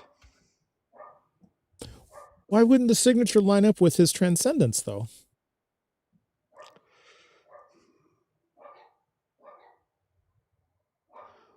Well, it depends on what you mean by the signature, because like if you're saying that you're looking for a God in the sense that you're trying to find a verse in scripture written out on the moon or something, then it's like, I think you're looking for the wrong kind of signature. And that's another worry, because like we could also say that the signature is the very intelligibility of the entire universe. The fact that we can comprehend it at all might be the signature. And this is going into territory that I've yet to like fully formulate, but that's my answer for you right now. Okay, that's fair. Maybe that's where we leave it for now. And we'll pick it up next time. Like we'll dig into this whole intelligibility of the universe, like points to a signature. That's probably a good stopping point while we do the kick poll. And maybe if they vote to keep you, we can dig into that. Or maybe you need time to, are you saying you need time to chew on that? Is that what you were saying? Or we can keep talking. Okay. All right. Okay. Here, let me get the kick poll going. So, all right. So another conversation with Noah, and let's keep this. Yeah. So now I have 2 kick polls, like I do it on YouTube and TikTok. So I'm ever evolving. Okay. So I've started the one on YouTube, so you guys can start voting, and you guys know what to do on the TikTok side. So happy face to keep Noah, or crying face to move on to the next guest. And we do have one guest in the queue waiting. So now then the next, well, see, the thing is that I'm sensing that this is a pretty deep rabbit hole if I start asking about the intelligibility of the universe. It smells like a very, very deep rabbit hole. So I'm hesitant to ask you about that, but that's where we left off. So I'm not sure where to exactly go.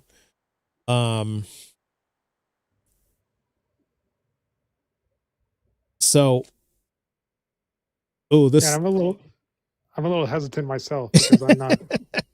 Yeah, and it's a pretty tight vote too. It's like 50-50 on the YouTube side. It's exactly 50-50, and it's 8-6 in favor on this side. So if it holds for the next 5 seconds, then yeah, everybody vote. You got 2 seconds left. All right. So, well, I think we're inclined to keep you because it was a tie on the YouTube side and it was a win on the TikTok side. So at some point we're going to have a tiebreaker, but we'll do that. Yeah. 9-9. Yeah, that was pretty tight. Yeah. It's good. Okay. But, all right. I guess we'll just get into the rabbit hole of the intelligibility universe. So that's what we're going to do. All right. I might leave early since my phone is running low on battery. Oh, okay. Yeah. Okay. Maybe we can't dig in. Okay. Well, then here, I'll let you decide where to take this, because since it's kind of it's kind of dependent on your battery. So I'll let you decide where to take it. Yeah. I think we can make it. All right. Screw it. What do you mean by intelligibility? Yeah. Screw it. Let's just go. Because we've been talking about the laws of logic recently. Yeah. And I think that I don't see how the laws of logic can just come about of their own accord. And then, let me rephrase that. I don't see how we can detect the laws of logic ourselves, given what we are as supposedly, creatures that just sort of formed out of whatever natural forces. I don't see how you don't see how that happened. How we can end up with the comprehension of things like the universal laws of logic from that origin point, and that's just one angle from what I'm getting at, but because what I'm essentially trying to make is a logos argument for God, that God is logos. Right. Okay. Well. So then, where do you suppose because are you saying then that the laws of logic had a beginning?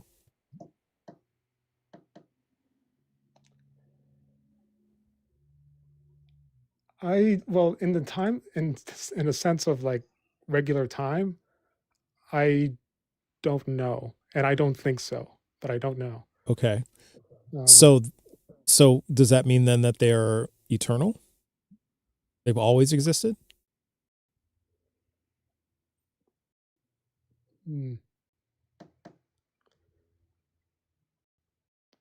Maybe, the fact that it's dependent on the logos, that very logic itself is dependent on the logos. I think. How so? Because logos is the source of logic. Okay, logos is the source of logic. Yes. And if the logos is the source of logic, and what's logos again? Just so I'm 100% with you. Let's just call it like the underlying rational structure of the universe. The underlying rational structure of the universe. Okay. And what exactly is that? Because I would posit that the laws of logic are the rational structure, like the underlying, like foundational. So you're saying there's something underneath the laws of logic, something that grounds the laws of logic, and you're saying that's the logos. Yeah, I would say the laws of logic are universal and logos is transcendent. Okay, the logos is transcendent. Yeah. And that's okay. And okay, so if that's the case, then that means so does that mean that so if we don't know then that the laws of logic, whether you can't really say whether or not they had a beginning, but you're saying that they're foundational, that their foundation is the logos. Mm-hmm. And if that's the case, then how is the logos the foundation of the laws of logic? Like if there wasn't the logos, how would the law of identity not work? Because you'd agree that we need the logos in order for the law of identity to work. I think it's because it wouldn't be stabilized. It wouldn't be stabilized. Okay, in what sense? In the sense that, yeah, it would be unstable if it didn't have a logos. Okay. Because at that point, it's just lucky chance that we ended up with these laws of logic, and at any moment they could just disperse, because it's just one lucky streak. But when the logos is there, they're grounded and they're able to maintain their stability. Okay. So if I look at the law of identity, for example, are you saying that without the logos, we wouldn't be able to determine difference? Because that's really what the law of identity is, right? Like everything would be the same?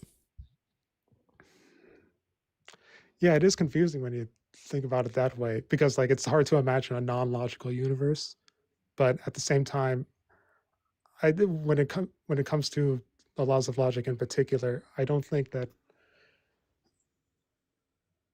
they would be able to maintain themselves on their own accord. How so, though?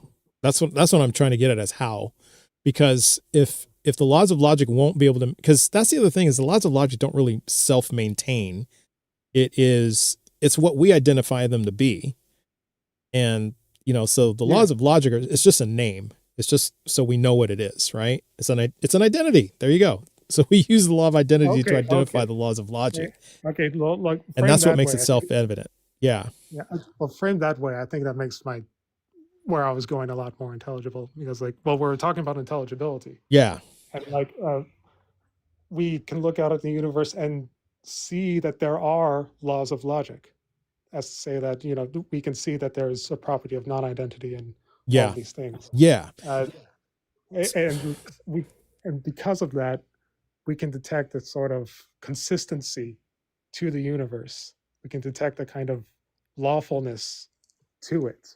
Okay. And what I'm saying is that lawfulness can't exist in a vacuum, and it has to be grounded in something that transcends it. Why, though? In order to maintain stability. Yeah, because you're just saying it has to be, but and it sounds like you're saying it has to be, and I'm really asking you why, and you're kind of saying, well, it just does, but and this why? Is partly why I was hesitant to get into this, because that's a bridge that it's fair. It's just sort of there. It's just because. So yeah. So how do we differentiate that between, there is a reason for this logos, because then that would explain why there's a logos, right? I'm not seeing that there's an explanation for a logos. Because like I said, if I just sit at the laws of logic are the foundation of our reality, of our existence, then I don't see what I need past that. Like, why do I need a foundation for that? Because you can always discover more about how the universe works. You could. Because what we're detecting with the laws of logic is coming from what I've defined as logos, as the underlying rational structure of the universe. So we're living in a universe that has a rational structure underneath it all, and we're looking out and we're discovering patterns, or we're discovering what could be laws that seem to be consistent across all times and places. And so we're identifying them as laws of logic, but they're all sourced in this rational structure of the universe that we can determine or we can detect. Well, I think I said earlier that I consider the laws of logic to be the rational structure of the universe, because again, if you look at the law of identity, again, it's predicated on there being difference in things, right? To be able to just understand what differences are. So, and we see that from a very basic organism level, right? This is why an organism, like a single-celled organism, can tell what is food and what is not food. That is like the very, very basic building block of the law of identity, right? That's why it knows to eat another single-celled organism versus eating a piece of inorganic matter, like a speck of, like a molecule, right? Like an inorganic molecule. That's how it, that's how it understands, and it's just on a very, very basic level. And these are organisms without brains. So even they can use the law of identity. So it doesn't even, so using the law of identity in that sense doesn't even need you don't even need a brain for that, because they don't have brains. So I think that's what I'm getting at is why there needs to be a logos underneath that.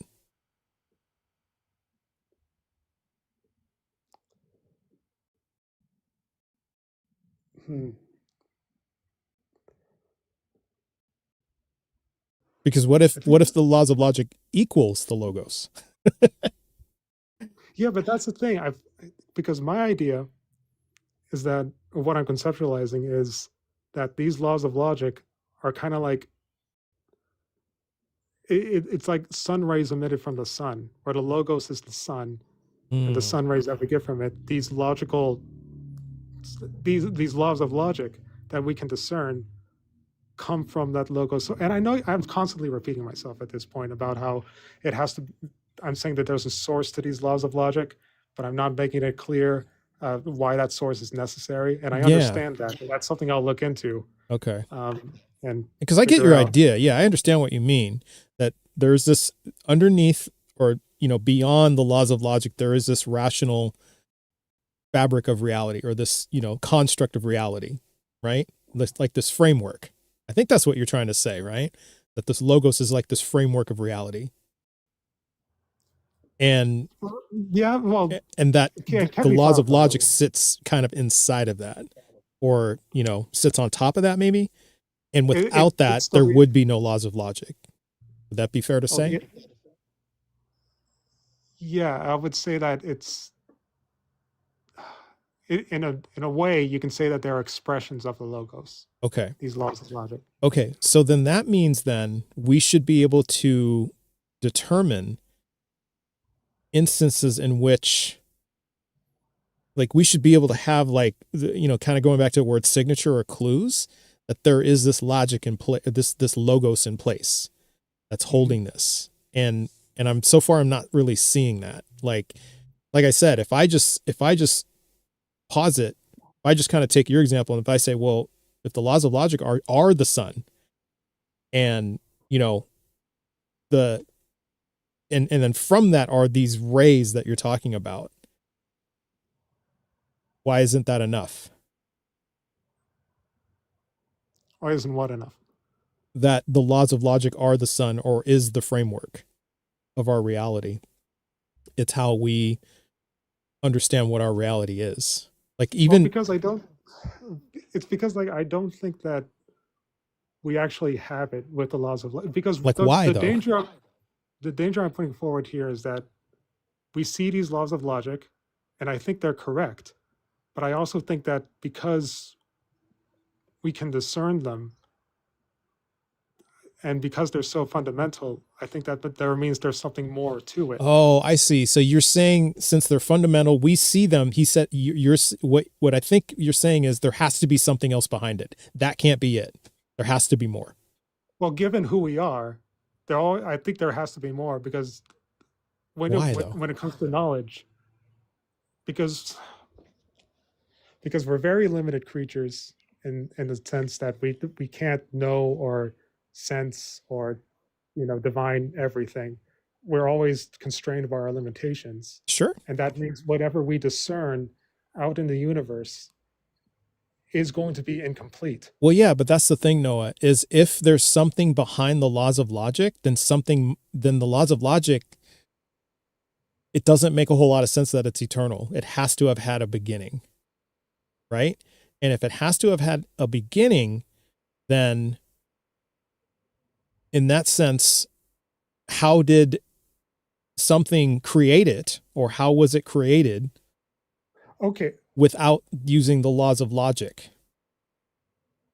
Because you have to have the law of identity in place because the law of identity is like basic to our understanding of reality, right? What is okay? How about this and how about this? Not this? How about this? The laws of logic have an eternity to them because they're based in the logos. Because they're based in the logos. Okay. Because they're sourced in the logos. Because they're sourced in the logos. Power. Okay, so that grants them their eternal power. And okay, so then that means that if they were eternal, that means the logos is eternal. And then how do you but still, I'm still not seeing the difference between the logos and the laws of logic. Because you're just saying, well, there has to be something there. So, but why? Because then you run into an infinite regress. Because then you can say, well, then because then that means the same thing with the logos. There has to be something behind the logos. And what's that? And then what's that? And then what's that? And then what's that? Not to say that and just to be clear, I'm not saying that the infinite regress is impossible. I'm just saying is that you result in an infinite regress. Because then you have to keep going back and something before the logos, something before that, something before that, something before that. Well, see what I mean? If I grant the position that the logos has something that created it. Because like what I'm saying is that the logos is transcendent. Yeah, you're saying it's transcendent. Well, you're only claiming it's transcendent. You're not demonstrating it's transcendent. That's the difference. And so because you're only just saying there has to be something behind the laws of logic, because you disagreed with me way at the beginning saying I don't think the laws of logic are transcendent, because I said that, right? And you disagreed with me. And so I've been so I haven't like pushed back on that so much. Because I was saying, okay, well, if there's this logos that is transcendent, that's beyond the laws of logic, well, let's explore that.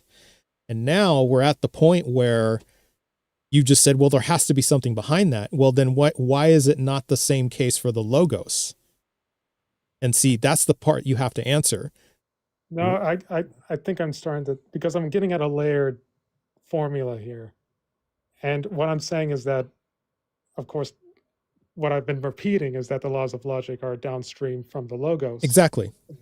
And what you seem to be saying is that, well, how can we know that it's the laws of logic that's downstream from the logos and not the laws of logic that is the downstream? That is the source of it all. Of everything. Yeah. How do we know that? And look, that's a very good challenge. I think that's something for me to think about. Okay. So I don't know if I can offer an answer. That's fair. And that's honest. That's an honest position to take. Yeah. That's what I like. That's why I like talking to you, because you actually sit and think about this and say, I don't know. Because I don't know. I mean, look, it's possible that there is something behind the laws of logic. I'll grant you that. I just don't see, beyond just saying, well, there has to be, I don't see why we even need to accept that. Because if the laws of logic,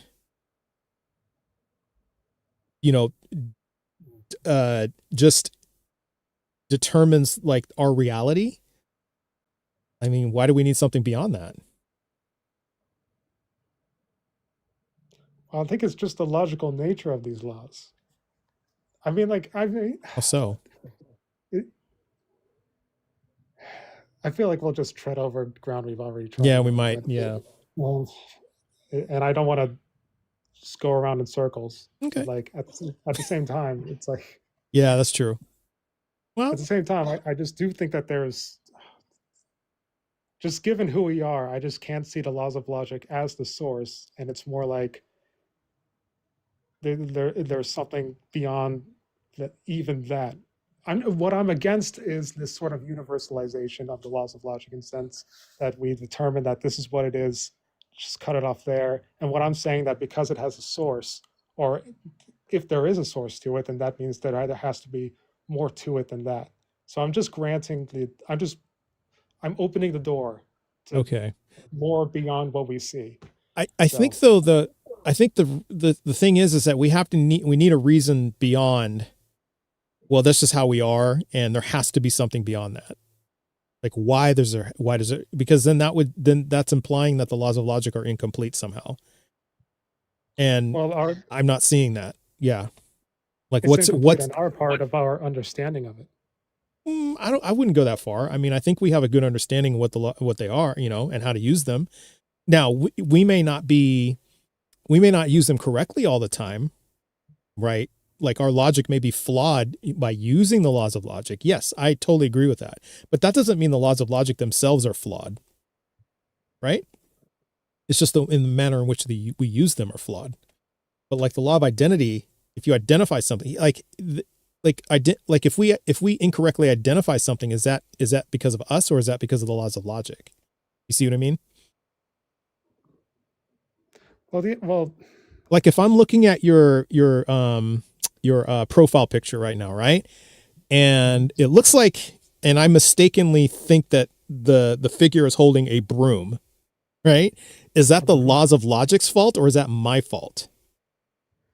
You see what I mean? Well, yeah, it's a result of your own insufficiency. It's my fault. Yeah, it's me. I'm the problem. I'm the break, not the laws of logic. That's what I mean. So then I think probably the best approach then would be to find an instance in which the laws of logic itself has failed, and not because of us, not because of the way we applied it, but because the laws itself are imperfect and broken. No, well, our discernment of what the laws are imperfect and broken. Not that the laws of logic themselves are imperfect and broken. On one level, I agree with that. Yeah. On one level, I do agree with that. Like if we use them improperly, yes. But that's what I mean, is that why does there have to be something behind that? I think that's really the big question. Yeah, that's a good question to leave off on. Perfect timing. Yeah. Do you want to stay? Well, I think we're kind of at the end of this for right now. Yeah. Yeah, I'm gonna run out of battery soon. So. Oh, well, there it is. Perfect. Okay. Well, hey, I'll let you go recharge, and I'll look forward to seeing you again. Yeah, sure. Have a good time. Great talk, Noah. Take care. All right. So, yeah, it was a really good talk, although my viewership just plummeted from like 90 something to 69, but that's okay. I enjoyed it. I enjoyed the discussion. And but yeah, it's he was basically saying there has to be something behind it, but why? Like, why does there have to be something behind it? It's not enough, and that's me. It's like, it's not enough for me to just say, well, because it does. Well, why? You got to be able to explain that. Yeah, screw us. What do we know? So, yes. So, I mean, we have to be able to, because I think he wants to say, well, God is the source of all this. Okay.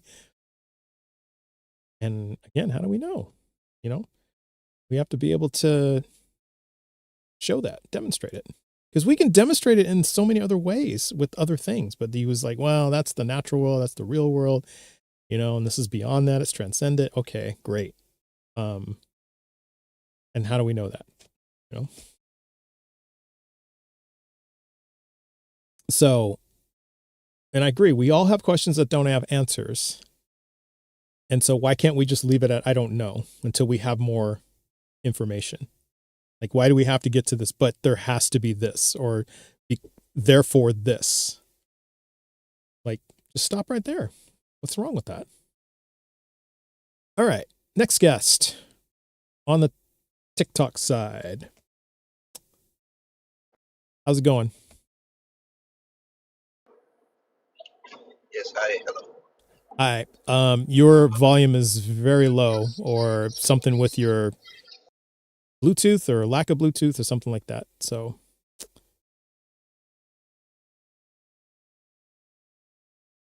we'll give you a second to address that. And we'll see. Is this any better? Let's give it a shot. Let's see. All right. All right. Yeah, I think it'll be okay. It does sound like you're underwater, but we'll give it a shot. Okay. Have we talked before? No, we haven't. Okay, maybe I've just seen you in my queue. Okay, how old are you? I'm in my 40s. All right. And which God do you believe in? The God of the Bible, the Torah, or the Quran? I'm Muslim, yeah, the God of the Quran. Okay. And what is your best evidence that God is real? I think the one that you would be able to relate to is that we exist, our existence. Okay, and how does our existence demonstrate that God is real? Well, there's. By the way, are you driving? I'm on the road. I'm a passenger. You're a passenger. Okay. Okay. All right. So I'm sorry. Sorry, you were about to say. My fault. Yeah. So I think we use deductive reasoning for any of this. In much the same way that, for example, we deduce gravity exists because we recognize the effect of something. In much the same way that scientists assert dark matter, dark energy, because they recognize the effect of something. What happens is they recognize that what we see, these bodies, they don't act like this. There's something else exerting a force or exerting influence on it. So for that, we invoke dark matter, dark energy, gravity, whatever else they may invoke. But they know that there's something acting on it because that thing by itself does not have the properties to act the way that we do see it acting. Okay. So applying that to or saying that logic, applying that same logic to our reality, nature by itself does not have the ability to create us living things or reality. So you need something to organize it, and for that we could invoke God. Okay. Not just, that's a huge leap. So hold on. Yeah, let me kind of clarify things. So you're saying that nature does not have the ability to create us, and how do you know that? Well, this would be common sense. I mean, if you study this stuff. So common sense? Yeah. Take me through the common sense. Like, how did you arrive at that conclusion? Like, what method did you use to determine that to be true? All right. As a simple example, we don't see, for example, human beings just popping up out of thin air, right? Just forming, like minerals in the ground forming. Well, just the same, we don't see supernatural beings just creating things out of thin air either. So. True. So then using your logic, we can just conclude, well, then no gods exist. That's pretty simple. No, but using my logic, we do exist, don't we? We do exist. Have to account for this reality. Well, we have evidence. We have evidence that that this existence happened via the laws of physics, evolution through natural selection, adaptation, and abiogenesis. That's the evidence that we have. So what evidence do you have that God is responsible for this? Beyond, I mean, we have like scientific evidence, like physical evidence, right? Yet you have deductive reasoning. So yeah, so in much the same way as I could say God did it, and you dispute that, I'm certain there's no evidence for evolution. I mean, there's no evidence for evolution. So there's no evidence for abiogenesis. There's no evidence for evolution. There's no evidence for evolution, and how do you? We could start with definitely not. Okay, and how do you say? Okay, so let's go in there. Okay, well, hold on. How do you explain then that every major scientific discipline on the planet, like physical science discipline on the planet, has evidence pointing to evolution? How do you explain that? Like geology, microbiology, biology, physiology, like every single science, physical science has evidence pointing to evolution, every single one that we have. How do you explain that? It seems as if you're doing exactly the same thing that I'm doing. You see, How so? you look at this stuff and you say God.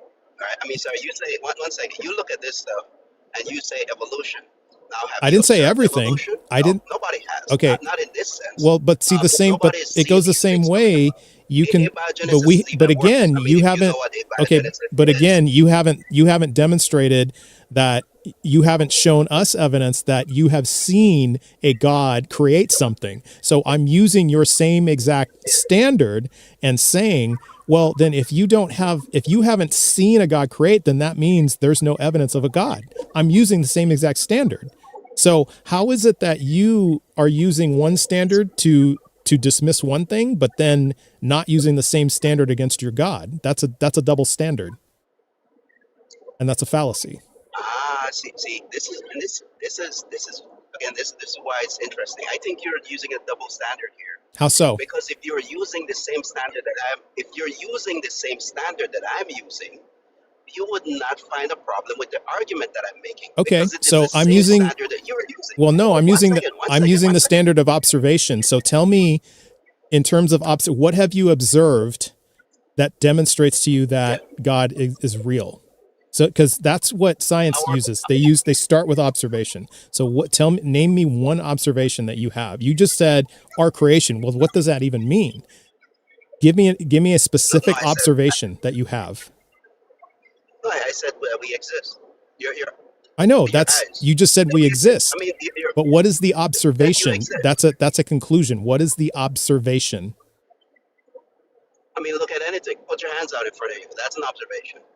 That's an observation. That a God and how? Yeah. How is this an observation that God created me? Why is this? Because the reason I have hands is because of evolution through natural selection and adaptation. We have evidence for that, Busy. So I'm asking you. Okay, we have evidence for that, and this isn't for me. This is your claim. You have to provide the evidence. You're using the same standard that we have for science to say God did this. What is your evidence that God created my hands? What is your evidence of that? Well, again, I'm using so hear me out here. I'm using the exact same standard that you're using when you say abiogenesis or evolution. I mean, not for abiogenesis, because nobody's observed that. Abiogenesis is purely a fantasy. No, that's not true. That is definitely not true. I understand the topic. One second. I totally understand the topic. So are you telling me that the Miller-Urey experiment starting in 1952 and all the experiments since 1952 are all fantasy? How is that possible? Yeah. Do you know what the Miller-Urey experiments did? Well, that's the very first one. Yes. But what I'm asking you is, what about all the subsequent experiments? What subsequent experiment? So you're saying you don't know what these, you don't know what, hold on. You don't know what the subsequent experiments are? Are you saying? How many abiogenesis? Okay, hold on. I'm asking you a question. How many abiogenesis experiments have there been that you know of? There have been a lot of experiments in the field of origin of life research, right? Abiogenesis is one of them. Abiogenesis is one of these hypotheses. It's not a theory. But in order to say that abiogenesis is tenable or true, you have to have an experiment that results in a living thing.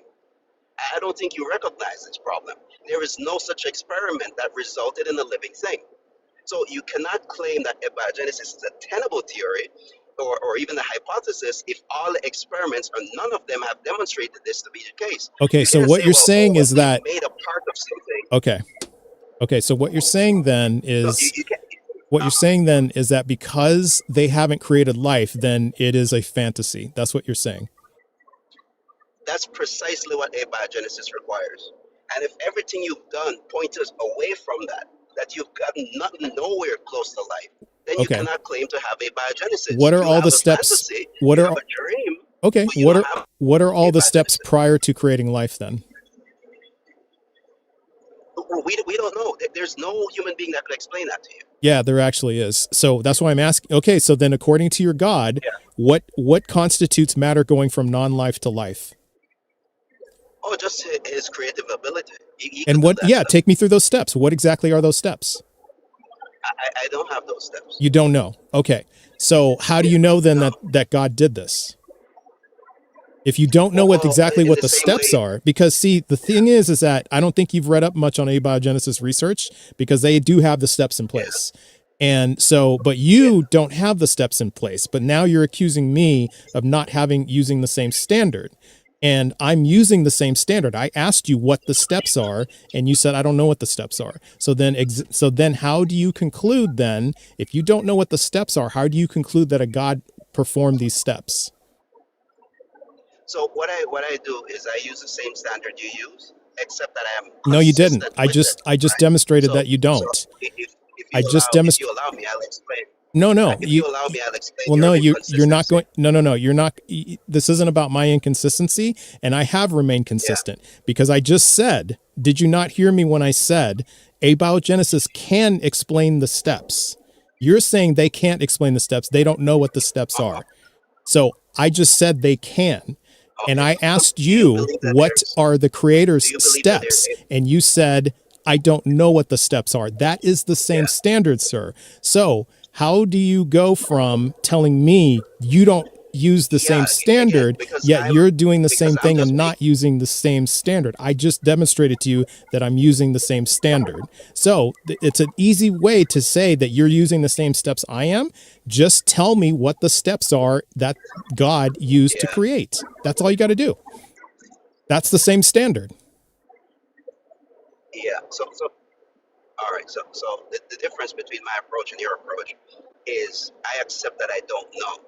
You are asserting that you do know, which I did not say that. 100% certain. I did not say that. The galaxy. What I'm saying. Hold on, though.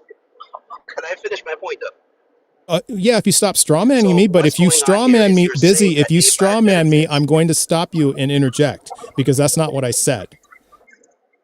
I didn't say I know the steps. I said scientists know the steps to go from non-life to life. They know the steps. They know what they are. It doesn't, but just because they can't complete all the steps doesn't mean that they don't know the steps. They just don't have the technology to complete the last step, but they're at the last step. They're there. Whether you choose to believe that yes, they are. Whether you choose to believe that or not, well, that's not my problem. That's your problem. But I'm telling you, they are at the last step, which was protocells. They developed protocells, and protocells are the last step before actual cells, actual life. So yes, they are there. They're at the second to last step right now. They achieved that in last March in 2025. There's a paper that was released about that. Yeah, do you believe that protocells are analogous to living things?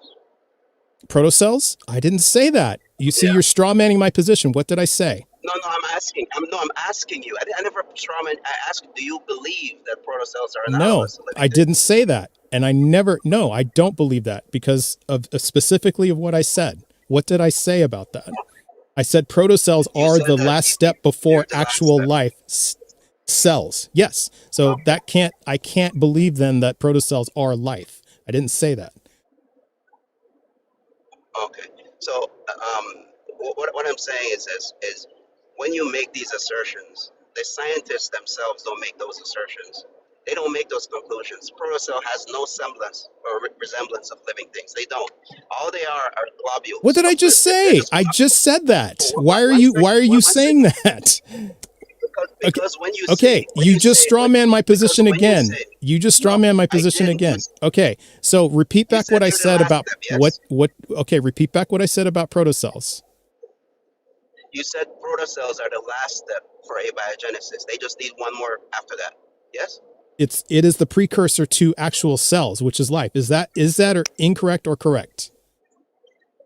So when you say the last step, does that mean the next one is a are living protocells thing, are protocells the precursor to living cells? Correct or incorrect? No. No? No, that's false. That's okay. incorrect. What's between protocells and actual living cells? That's a hypothesis. What is between protocells and actual living cells? Well, then tell me what it is. Let me give you. I'll name a few. reproduction, the ability to reproduce, metabolism, ability to metabolize, homeostasis, they cannot survive. Okay. What else? You would say responsiveness to the environment. They don't have any of these things. Okay. So when you say that, all it's right. the last So step, let me assure you, clarify. Let me clarify what I mean. Let me clarify what I mean then. Let me clarify what I mean. What I'm saying is that there is. So after protocells, what happens after protocells? When protocells complete all those things, what do they become?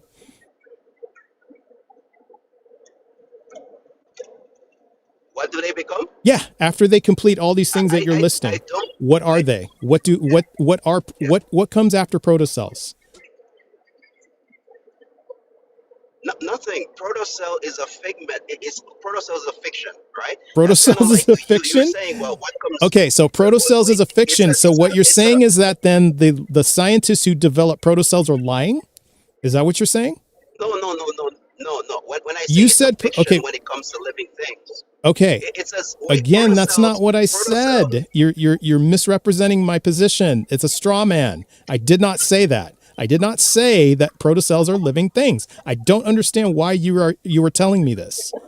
I did not say that. So At any point in time did I ever say that? I never said that. So why do you keep yeah. So what, and I'm asking you, if they're not the second to last step, what organic form comes after protocells, between protocells and actual cells? What is the organic form? I think you want me to say living cells. I think that's what you want me to say. I'm asking you to answer the question. What is the organic form between protocells and living cells? What is that? Because you said it's not a whole bunch of stuff: DNA, organelles, all organic forms, the structural stuff that's cells. Okay, protocells have DNA. Where do they get the DNA from? Oh wait, maybe they have RNA. I might be. Protocells have neither. Okay. Protocells have neither DNA or RNA. Okay, so don't have a nucleus, they don't have RNA. No, they do not. They do not. Are you aware that none of this stuff have ever been demonstrated? Like, we could make RNA, we could make proteins, right? We could make these things. But are you aware that there is no experiment that they have that simulates some type of abiotic? When I say abiotic, non-living environment. There's no experiments that demonstrate that these things even form abiotically. I just Googled do protocells have RNA, and it said sometimes but not always. Yes. It says protocells do not inherit. They never do. It says sometimes but not always. Except, yeah. It says a protocell is a. Except if we insert. They never do except if we insert them in there. Yeah. So what I'm asking you though is, you're saying they never do. So then why is this saying they sometimes do? Well, because that's when they insert them in there. It's when they insert them? Like say, okay, so like saying, all right. Bags have money. Sometimes bags have money in there, but the bags themselves don't come with money. Somebody puts the money in there. Okay, so without being inserted, because that's what you just said. They don't inherently have RNA. Yeah. No, they don't. Okay, but again, is fundamental, simple about it that you don't recognize. Yeah, again, it says. Are you sure that it's true? It just says in nature, unproven. It says sometimes. So that's what this is saying. Okay. All right. So you're saying they never do, but this says that we don't know in the wild. But you're saying they never do. Yeah. So there's never been a single time a protocell has been found in nature. But that doesn't. The only place a protocell is they make them in the lab. That's the only place they make them. Okay, so what you're telling me then is that, so what is between a protocell and a cell? So it's like what, a stage? Yeah. Oh, you mean the differences? No, it's not a stage. Protocels are as natural as cell phones and cars. They're as natural as computers. They don't occur unless somebody makes them. Yeah, it's pre-cellular life, right? and you're saying protocells have never been found in nature, which I agree, they haven't. They've never been. Yeah. So you're saying then, are you see what I'm pointing to, right? Can protocells be metabolic? Can protocells be metabolically active? They could be, but we have to induce them to be. We have to induce them to be. Make those conditions for them to do. Okay. So. Yeah. So they could be induced that way. Okay. So what I'm asking you then is so if it's not really a stage with this, which is what this said, what I'm asking you is what happens after a protocell? Well, whatever the scientist wants to do. So the protocells are biologically irrelevant. They don't happen in nature. They don't happen in real life except inside of a lab. That's the only place they happen. Okay. So when you say what is the next step, is the same as the step before it. When a scientist wants to make a protocell, they just do it. If they want to take it farther, they just do it. But in terms of biological relevance, it has none. But notice what I am is that I'm consistent. When I say I don't know, when I don't know something, I simply say I don't know. I just said I don't know. You didn't even one second. I just said I don't know. What I'm saying is this: for when you were bringing up abiogenesis and your first argument, your first presentation was on the protocell. You didn't even know about that. So as I'm telling you about it, you still stick to your beliefs. So yeah, I'm reading up on protocells right here, but see, the thing is, sir, you were wrong because you said protocells never have RNA, and that's just not true. You said they never have RNA. Did you or did you not say that? I said that because they don't naturally occur. Okay, but now you're changing your answer. Now you're shifting the goalposts. You said, okay. How is that shifting the goalposts? Do we have to go back and listen to the recording? We can go back and do that. I can go back. We don't. All right, let's go do that. Okay, so do you acknowledge or deny that you said RNA never have protocells never have RNA? Yes, that's what I said. Okay, and then you qualified it, which I agree with. All right, so that's what I was going on. So you agree that they sometimes can. Is my qualification true? Your qualification is partially true because you said that you said it's never been done in nature, and that's actually, we don't know that. And I even said that. I said the jury's out on that. Just because we haven't found it in nature doesn't mean that it hasn't ever occurred in nature. Would you agree with that? Yes, that's true. Okay, that's fair. We're on the same page as far as that's concerned. So don't sit here and tell me I'm not using the same standard as you. And don't sit here and tell me I'm not willing to say I don't know. I say I don't know all the time. Okay, this is your first time in my live, but you clearly haven't watched my live. I say I don't know all the time. I've watched you. Okay. I've watched you many times. Okay, so then you know that I will say I don't know. All right? You know that then. Yeah. Right? You acknowledge that. Okay. So let's not straw man me. Okay. All right. So I'm not saying that you're not using my standard. I'm saying that when it comes to setting standards, you're being inconsistent. That's not true. When it comes to things like abiogenesis, I'm explaining why right now. Yeah, but that's not true. When it comes to things like abiogenesis, I'm explaining why I think it to be true. If that's okay. Yeah. All right. So when it comes to things like abiogenesis, which has demonstrated again no evidence that it's even plausible as it comes to that's not true. Reality. Not true. When it comes to things like I don't grant when that. It comes to could I land? When it comes to abiogenesis, which has demonstrated again what they've demonstrated in the labs have no natural relevance in terms of our occurrence. But you that's not true. Posit this as a tenable, realistic. You still posit these things as tenable, realistic evidence for abiogenesis, and I'm okay with that. If you want to say, well, this or that, the protocells and all these things are viable evidence for abiogenesis, it's simply not true that we don't. Fine. Okay, it is not. It is, but it's categorically false when you say they have zero evidence. That's just not true. It is not true. And so I'm just not going to let you get away with saying stuff like that and asserting that when that's not even true. That's definitely not true. That is not even close to being true. So I'm just not going to let you get away with that. I just You may believe that, which is fine, but that's not true. And so you sitting here just asserting it, saying there is no evidence of abiogenesis, that's not true. It is absolutely not true. Okay, so when I say evidence for abiogenesis, right? Again, that's a subjective view, right? That is, my wife is and again, the smartest person, or my kids are that may be true. One second, bro. One second. That may be true, but that's still not objective. It is objectively true that they have evidence for abiogenesis. It is objectively true. Yeah.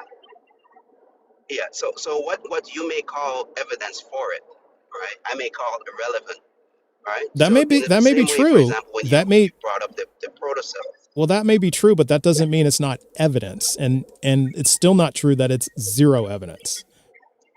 That's not true. You may not consider it relevant. That's fine. Okay, that's a whole different thing. But you said there is zero evidence, and that is not true. All right. So tell me, what is the relevance of a protocell to a living thing? The relevance of a protocell to the prevalence of a protocell to a living thing. To abiogenesis, yes. Okay, so you agree that a protocell is like a container, right? It's a compartment.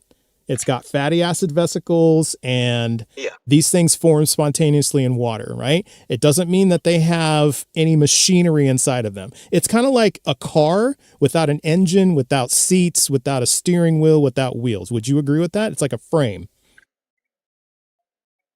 It's something like that. Okay, something like that, right? It's a very rough analogy. It's not 100%, but it's something like that, right? And so in order for it to actually be a cell, you're right. It's got to have DNA. It's got to have mitochondria. It's got to have, all these things in it, right? It's got to have a mechanism to reproduce. It's got to have a mechanism to eat. Maybe it has to have a mechanism to move. Maybe not, but it's got to have these mechanisms that call it a cell. Right. It's got to be able to what do you call it when you not really digest, but it's got to synthesize. Right. So it's got to have that. It's got to have moving parts in it. And a protocell doesn't have that. All right. Yeah. Thank you. It's got to have metabolism. Thank you. It's got to metabolize. Right.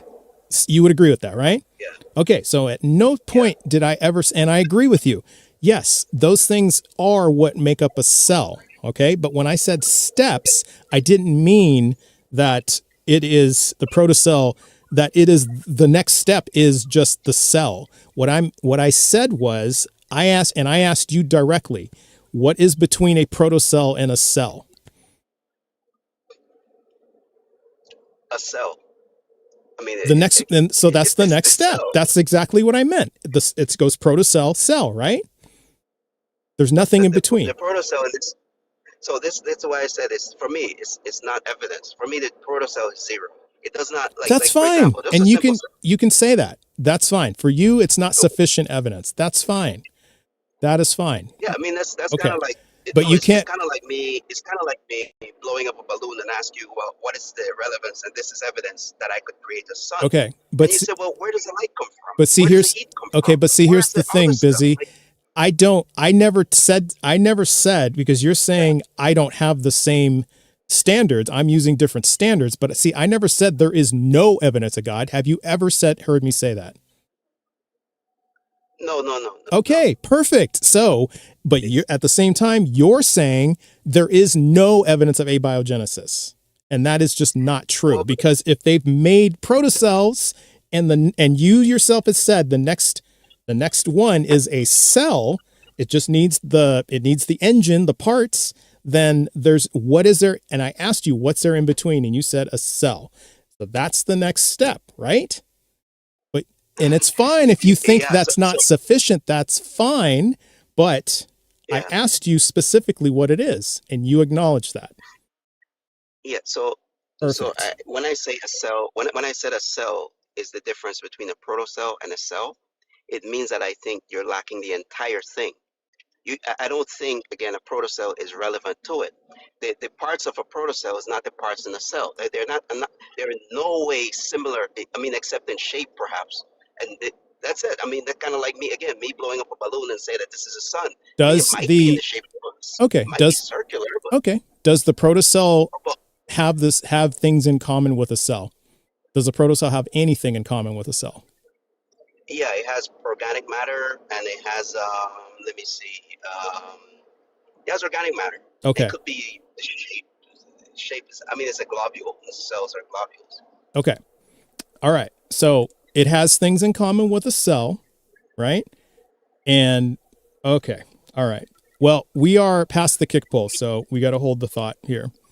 Okay.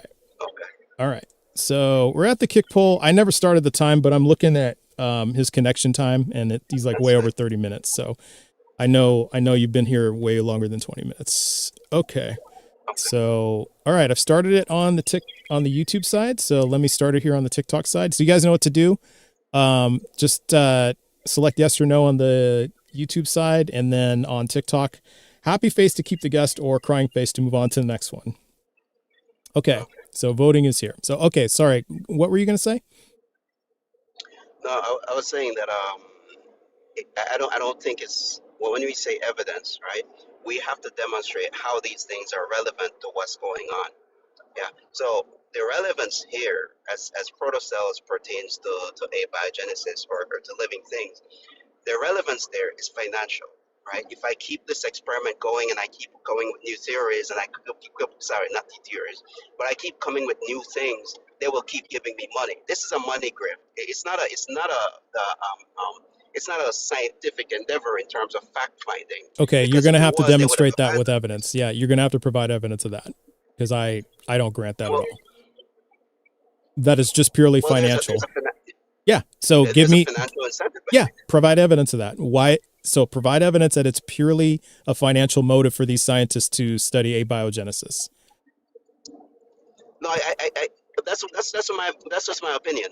Okay. That is not relevant to this. All right. It's not relevant to the actual case. Well, then I don't accept your opinion. Well, hey, listen, Busy. Why I think. Okay. Well, they voted to move on to the next guest. So how about this? If you have evidence that this is purely financially motivated, then bring that to the table and we'll discuss it the next time. All right. So I appreciate you coming up. Having a good day.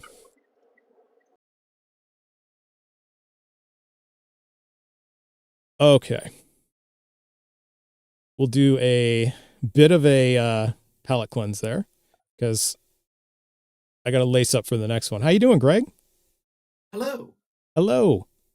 How's it going? Hey, I just had one bit about that, because I'm very happy that I predicted a thing that because you know how you and I have many people come up and say we've never seen life come from non-life. Oh yeah.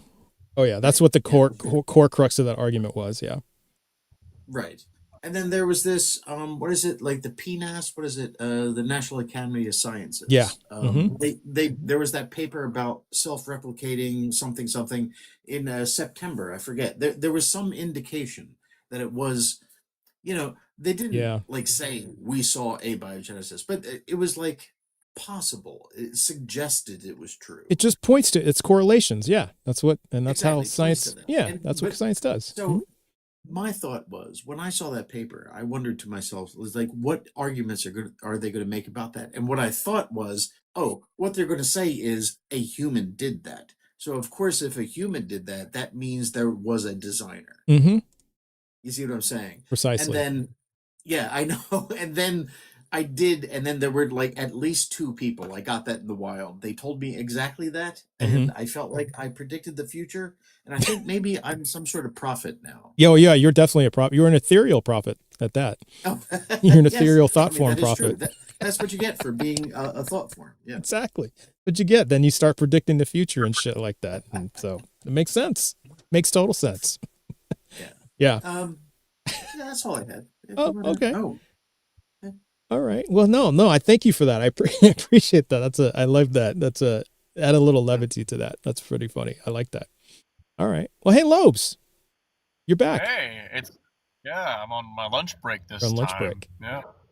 Yep. Yeah, Greg, it's nice to meet another prophet. Yeah, I'm the trees prophet. That's how they know The me. trees Yeah. prophet. Okay. You're Yeah. you're the trees Right. prophet. And we have the ethereal thought form prophet. Yeah, I guess so. Yeah, have you guys met? I'm an angry thought form. Does that count? Yes, that does count. Excellent. I don't think I've met Greg before. Greg, Yeah. have I met you before?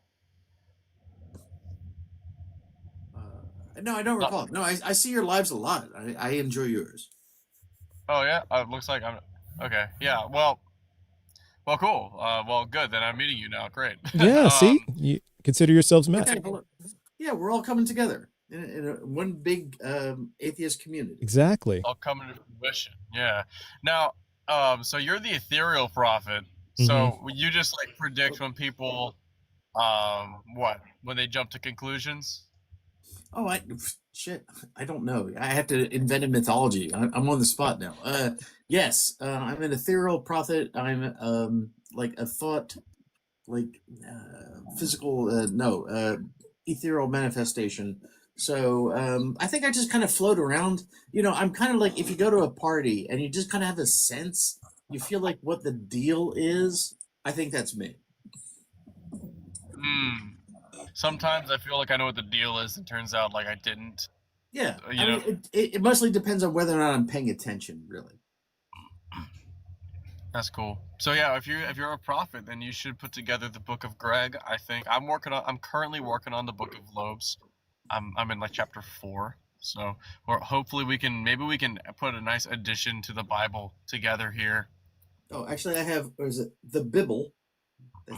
That's my Bible. Is the Bible? The Bible, like the true and correct sense of everything. Yeah. So yeah, I mean, I have my own. You can have your own, I guess. But this one's inspired, though. I have to warn you.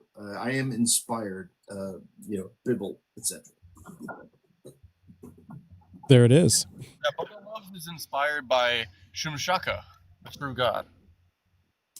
Actually, I don't know what it's inspired by. Yeah, we have so many different gods is. in the I mean, just atheist community, accept which is it kind of is. funny. Just shut up and accept that it is. Just how shut up. dare Yeah, you? trust me, bro. How very dare you? Exactly. There it Don't is. verify.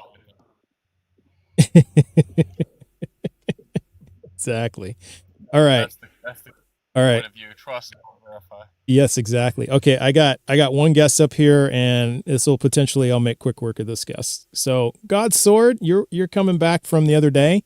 So there is one question that I'm going to ask you that you need to answer with a straight answer. And if you don't answer the question, I'm just going to drop you, and then you can try again another day. And I'm going to keep asking this question in perpetuity until you answer it. So I spoke with God's Sword recently too. yeah.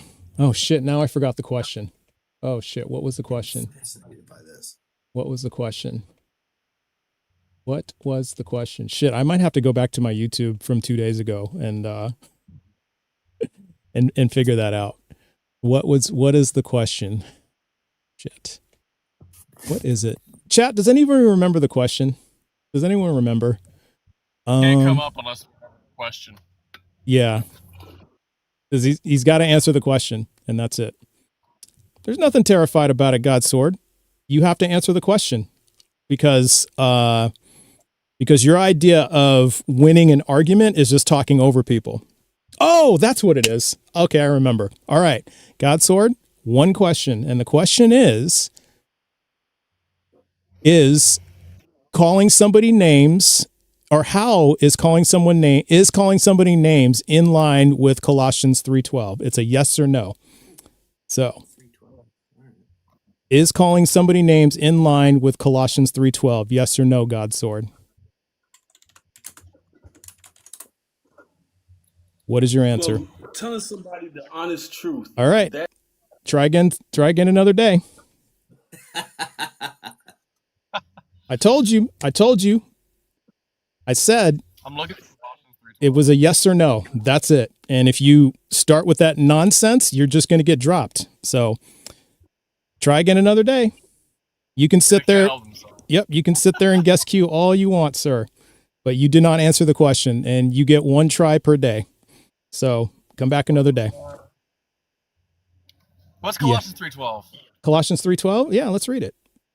Let's go to Colossians 3. Yeah, let's go to Colossians 3:12. So Colossians 3:12 says,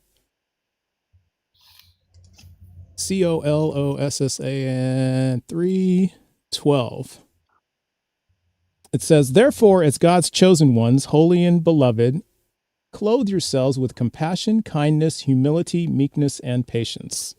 So that's what the question was. I even gave him a yes or no. I even gave him room to do yes or no. Usually I do open-ended, but so I want him to answer, is name calling in line with Colossians 3:12? Compassion, Beloved, kindness, humility, meekness, and patience. Yep. Patience, all while dashing the infants against the rocks. Yeah, all while dashing the infants against the rocks. So that's the question. Yeah. So, his word versus ours. Yeah, that's another returning guest. Well, if you guys want to stay up and talk, we can do that. You guys are welcome to. I've got 20. You got 20 minutes? Well, this might only be 20 minutes. So, okay. Let's bring up it's another returning guest, but this is a much more polite and kind guest. How's it going, his word versus ours? It is going well. I'd Good. say. Maybe Better you than I can. deserve. All right. Well, maybe you can teach your fellow Christian Godsword some manners. Because Godsword seems to lack manners and doesn't know how to answer a question and loves to call people names and be an insufferable person. So, Wow. yeah. And it's just funny that it's so, yeah, we won't go there. But hey, how you doing? It's good to see you again. I guess I'm doing well. I actually got, I dipped out of social media for a while because I just felt like there's so many opinions and everything going on all the time. Yeah. And I'm inundated by so much information, and I just really wanted to give time to my family and whatnot. That's fair. But That's perfectly fair. Yeah. But I popped on because I was like, I haven't been on social media in a while, and then you popped up, and I was like, hey, I've talked to you before. Okay. So yeah. Well, I appreciate that. And yeah, and our conversations have always been pleasant and thought-provoking. So I'm good with that. yes, All right. that's the goal. Is for critical thinking to happen. I would say Most That's the definitely. hope. Most definitely. Well, so what's on your mind my today? stance. Yep. You know my stance. Well, how about you reset it for the chat and everybody just since Okay. it's been a while? Yeah. Just Sure. quickly, just tell us your beliefs and where you're at. So my evidence, because I always think that it's important to understand, at least from my perspective, right? And I'll say this confidently, that Christianity is the faith in first evidence that has been revealed, and then through that evidence we have faith, right? Because faith, I would say, is only in hope of something that isn't apparent, right? Because otherwise it wouldn't be faith. Okay. You know what I mean? Like you wouldn't have faith or hope for something that you can obviously see. Like I hope for a glass of water, but I can see a glass of water. But if I'm in the middle of the desert, I could say that confidently because I'm like, hey, I'm hoping for a glass of water. Mm-hmm. I'm going to have faith if I get over this hill, there's a glass of water. So that being said, the best evidence I would go with is, let's just do something small. 1 Corinthians 15, which is okay. 1 Corinthians one of 15. All right. one of it would be the Christian creed, if you will, where it talks about Christ Jesus crucified. And it's one of the most tested, well-documented pieces of antiquity Okay. of a belief, right? At least an assertion, if you will, of Christ crucified. And people saying that he was persecuted under, or Okay, I know where this is crucified going. Okay. under Pontius Pilate. And Okay. then after that, he was buried and raised on the third day. And that would be the small thing. Obviously there's the rest of the New Testament and Mhm. writings and whatnot. But I would say that that evidence right there is evidence that I would point to. Okay. So 1 Corinthians 15 is, you're saying that Yeah. is evidence that God is real. And All right. So that is at the very least, evidence of an assertion. Evidence of an assertion. Evidence of a man who, Jesus, obviously this is about Jesus, who claimed to be the invisible God, right? Mm-hmm. And that's what I would do, because I don't know if outside of, all the cosmological arguments and all these different things, like those are obviously like theories and whatnot, but I don't think we can 100% prove God, obviously. So I would say that's the best evidence from a historical standpoint is and early Christians. Okay. And that's why I say evidence. I don't ever say proof, right? So, because, I just start with like one data point and then we go from there. Exactly. Okay. So for the sake of this conversation, because I'm actually like agnostic on whether Jesus existed, but I'll just say for the sake of conversation, I'll grant that Jesus lived and was crucified. Mm-hmm. I'll grant those two things. Sorry, chat, for bumping the mic. So I'll grant those two things. Blew up my eardrums. My bad. So sorry.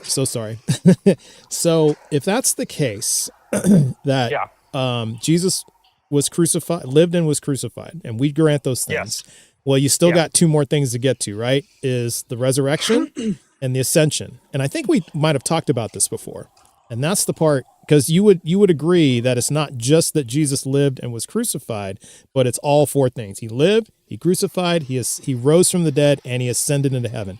All four of those things must be true for Christianity to be true. Would you agree or disagree with that? I guess the ascension part, I would say I would just couple that with being, coming back from the dead, wouldn't you? Because surely if someone came back from the dead, surely they could ascend into heaven. Surely they could? Yeah. I mean, I don't think so. I mean, you wouldn't pair all those together. I mean, for the sake of what you're saying, sure. And the only reason I wouldn't, his word, is because we have other resurrection claims in other, like, from a historical sense, from a other religious sense. We have plenty of other ones, and there was no ascension associated with those. They were just resurrections. Oh, you see what I mean? That's why I'm just saying, that's why I break it into four parts. Any of them, for the sake of any of them, like any person that actually, right, like in all reality, actually resurrected, I would still say would maintain a very.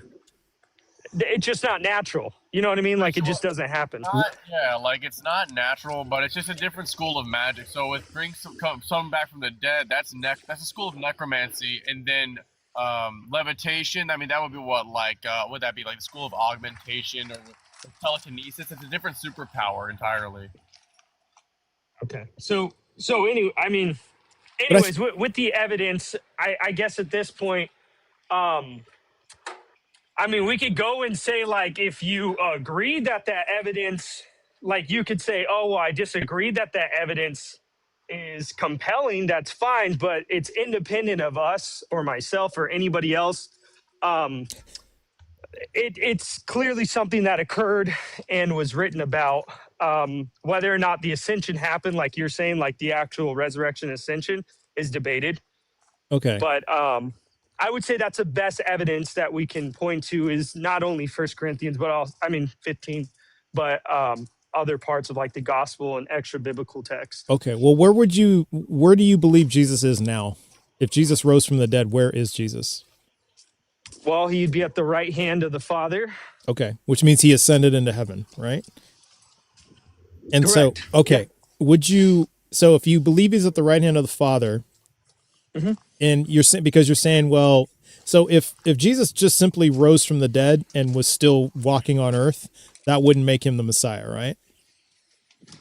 Well, think about it this way, because you bring up a valid thing about, I understand why you're saying the ascension, because Lazarus, right? Rose from the dead. Lazarus, the poor man, right? Exactly. So, I get what you're saying about the ascension. Now, I guess that would be a good way to put it, is like the ascension, but I don't know if that's like the only nail in the coffin, if you will, if that makes sense. Like, obviously the gospel interesting accounts choice of words.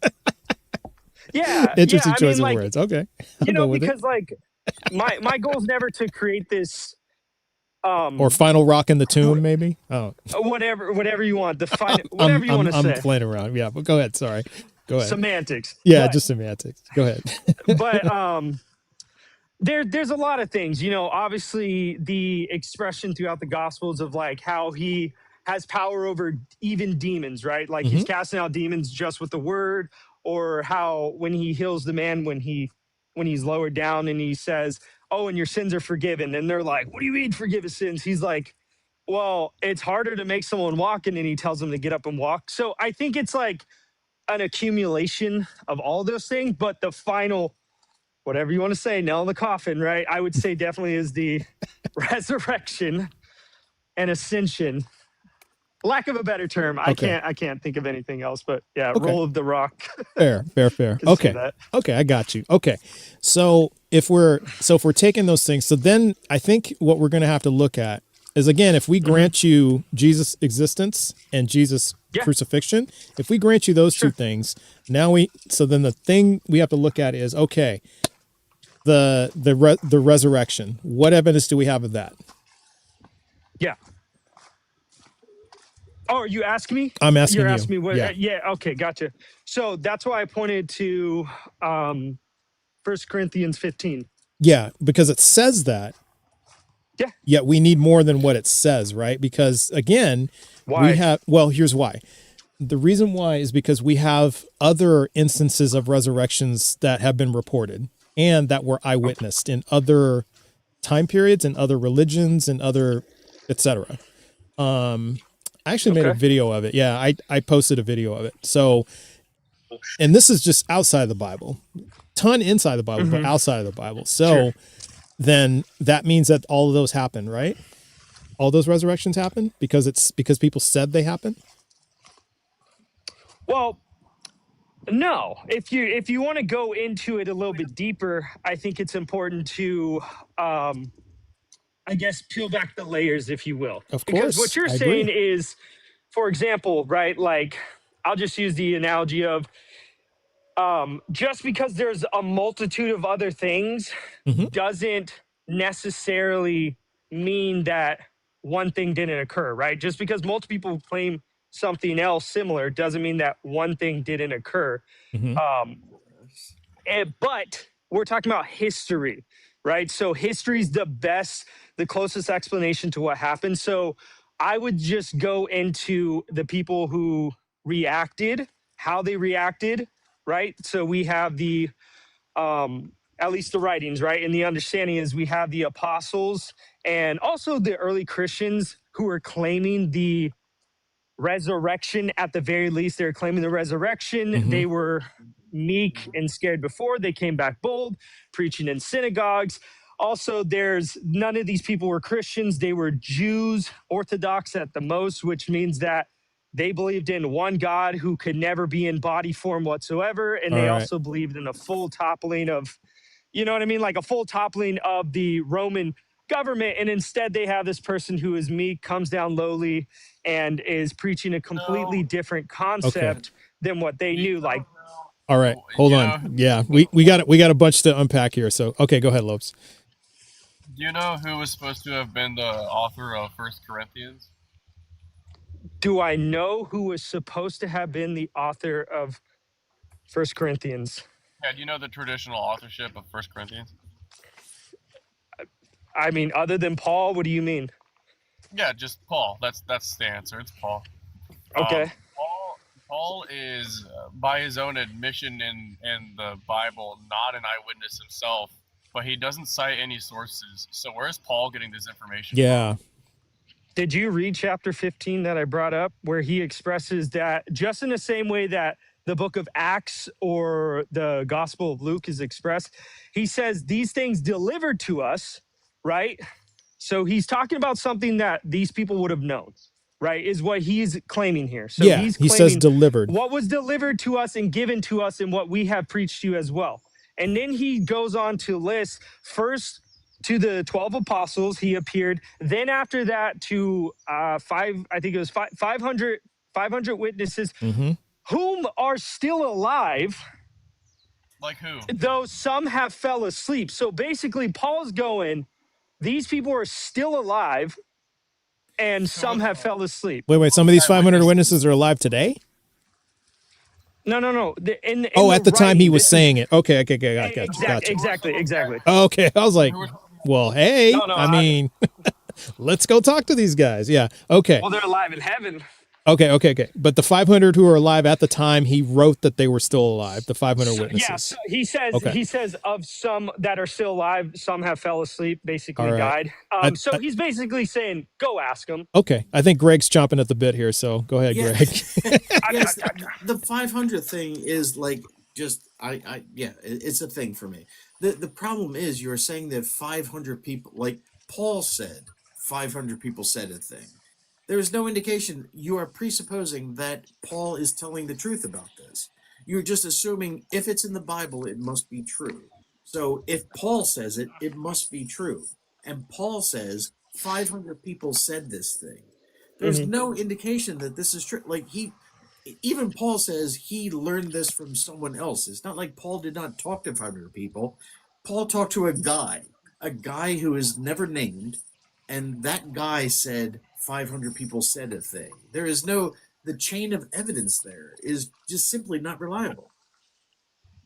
Okay, Greg, so let me ask you a question. How else would you want, like, this isn't from, I know we haven't met, me and Trust have met before, but I'm the kind of person who is a very evidence-based, truth-based person. So I would ask you this, how else would you expect that we should get the historicity of what's being said? Like, what's the other way that you would give forth? Is there a different way? It's not about, let me say it this way. It's like, when would you accept this evidence in any other situation except for the Bible? Like, for example, I'll text you later. They're doing a thing. Oh, no, just Lowe's is dipping, so go ahead. Sorry. For example, it's like if you were trying to get a loan at a bank, and the bank said to you as like, well, we need to know that you can repay this loan. And then the evidence that you bring to them is, well, I talked to 500 people and 500 people said I could pay this loan. Like, would that be acceptable for the bank to give you that loan? Just you saying to them, 500 people agreed that I can pay this loan. Would you accept that? I mean, I have no idea, like, the circumstances of what you're saying, I think are just, and the kindest way I could say is just irrelevant, because like, I'm just saying, like, well, look at it this way. Let me tell you because what you said to me is because it is written in the book that 500 people saw that happened, right? We know nothing about that 500 people. We have no confirmation of those 500 people outside the Bible, right? So the one thing that we have is just one person saying that they talked to a person and that person said 500 people agree with me, right? So it's entirely relates. If I was at a bank and I was trying to get a loan for a mortgage and they said, how do we know that you can pay this mortgage? Then what I said is that I was talking to this guy, and this guy said he knows 500 people who say that they agree that I can pay off this loan, right? That is not evidence that the bank would accept. So other than your opinion, what evidence contrary to what is being stated, right, the 500 people, would you produce? If there's evidence contrary to that, please let me know, because I'm sure me and every other scholar would love to know that. But other than your opinion and your analogy, I get what his point's going at, but I'm just saying, what is the contrary evidence to that? I don't think I require contrary evidence. What I'm saying is that you have said to me that 500 people are acceptable evidence that a resurrection happened. And just to make something clear, we're not saying we have proof it didn't happen. See, that's the thing. We're not saying that. Yeah. We're just saying we're testing to see if it did happen, and that's the difference. We're not. See, that's the thing. We don't need contrary evidence, and so if you're like, for example, here's a perfect example. If I said to you that Greg here, who you've been talking to, is an ethereal form, he's ethereal, he's a spirit, would you, and 500 people can attest to that, would you believe that? Would I believe that? Yeah. If I said to you, Greg is a spirit form, he's ethereal, He's actually not physical, he's spirit, and 500 people know this. Would that be enough for you to believe that Greg is a spirit form? Okay, so we're comparing this to right in this moment. So I would say with that, it's comparative, I would at least ask those people. If there's 500 people, I would go, hey, what's your evidence for if this? there's 500 people, exactly, and that's the thing. That's what we're questioning. People, yeah, that's what we're questioning. Now, let's assume, are there 500 I people? don't disagree with that. Okay, right, great. Now, Now, let's assume you're not able to ask those 500 people. You cannot verify this with those 500 You can maybe people. ask 20. No, can't ask any. 20. Oh, you cannot ask any of them. But because you have been told that 500 people agree that I'm an ethereal spirit, right? Then do you accept that? If I can't ask the people, I would think that'd be very shaky to just accept. Yeah, that's what we're saying. I would think that'd be very. Yeah, but you guys got to remember, like, all I'm doing, right, is answering the question of what is the evidence, right, that's being produced. Now, fair. Once again, yes, fair. If you go and say, hey, well, I don't think that really suffices, that's fair. We can jump into what more evidence there is. But if you want to hyper fixate on this one, I mean, all I'm going to say. Oh, no. We're not trying to hyperfixate. Yeah, Okay. we're not. No, we're because we're you made the claim. Yeah, and we're doing an assessment. So it's not like it's not like this. It's not like I'm saying, hey, what's your evidence that God is real? You give me evidence. There are 500 witnesses. Oh, okay, time to go home. Thanks for your coming up. His word. All right, next person. No, it's not like that. We want to have a discussion about it. Yeah, we want to have a discussion, and that's what we're doing. We're having a discussion over. Okay, why do you think the 500 witnesses is evidence? And that's what we're doing. At this point, my counterclaim is not part of the discussion. You have made the claim. 500 people say that the resurrection happened. Yeah. Okay, great. Yes. Let's investigate that. Yeah, let's talk about that. That's all we're doing. Yeah. That's all we're doing. Let's investigate it then. All right, let's investigate it then. So this is an epistle, right? This is an epistle that was written by Paul. It's a letter. Yeah. So the understanding from archaeological, or I guess you'd call it archaeological evidence, right, of other copies of this epistle are somewhere in the range of thousands, right? Because we have manuscript evidence. So this would mean that this epistle by itself, which would be the epistle to Corinthians, would have been a widespread copied letter, because it's not like nowadays where we have paper and ink. To copy something was very expensive. So what happens is you have a multitude of these expensive writings that were copied and were being widespread given across different areas who weren't just the Corinthians, because the understanding is they're using this as kind of like, hey, Paul wrote another letter, let's copy it down. So now you have a widespread answer to this 500 person thing. Yeah. So what I'm getting to is this. So now you have this widespread of all these writings that all these people have. They're being copied. And I would think at the very least that someone would ask the same question of what you're asking. Who are these 500 people? Oh, I'm sure at least one person did. At least one person would be like Greg and would say, hey, if you go to a bank, and they would come up there and they'd be like, wait a minute. So my thought process is, what's Occam's razor? What's the most likely possibility that somebody saw this and went, well, what the heck what is he saying here? Let's go check this out. They believed it because they were part of the religion and they were willing to accept that that Paul was telling the truth. That is Occam's razor, is that if they are part of the religion, they are going to continue. And the tenets. Really? Well, here's another parallel. Wait, hold on. All right, go ahead. I'm so sorry. I'm sorry about that. But we have a parallel, but go ahead. I want to understand, why is it most likely that these people are you're saying it's just most likely that they just are part of the religion and they just believe in it. That those who believed it just accepted it. Yeah, because I'm a skeptic and I would not. If I saw these writings and I was in charge of repeating those writings, I might question them. But the thing is, someone who is part of the religion will see those writings and say, I'm going to repeat those writings and then repeat them. It is not surprising to me that people who are part of the same religion will repeat the same things of the religion. So with that being said, and I think since we're going deeper on this, do you think that all the people that would have been reading these letters were bona fide Christians? Because the letter to the Corinthians is like keeping up with the Kardashians. They were doing some crazy stuff, right? We're talking about dudes like his father dies and he's like, I'm gonna marry my mother. So like your Now you're idea is asking me this. about people who are reading it. Previously, you were asking me about people who are repeating it and writing it, right? So that's another thing. No. I'm saying people reading it. Yeah. So these letters would have been copied, and other people would have read these letters.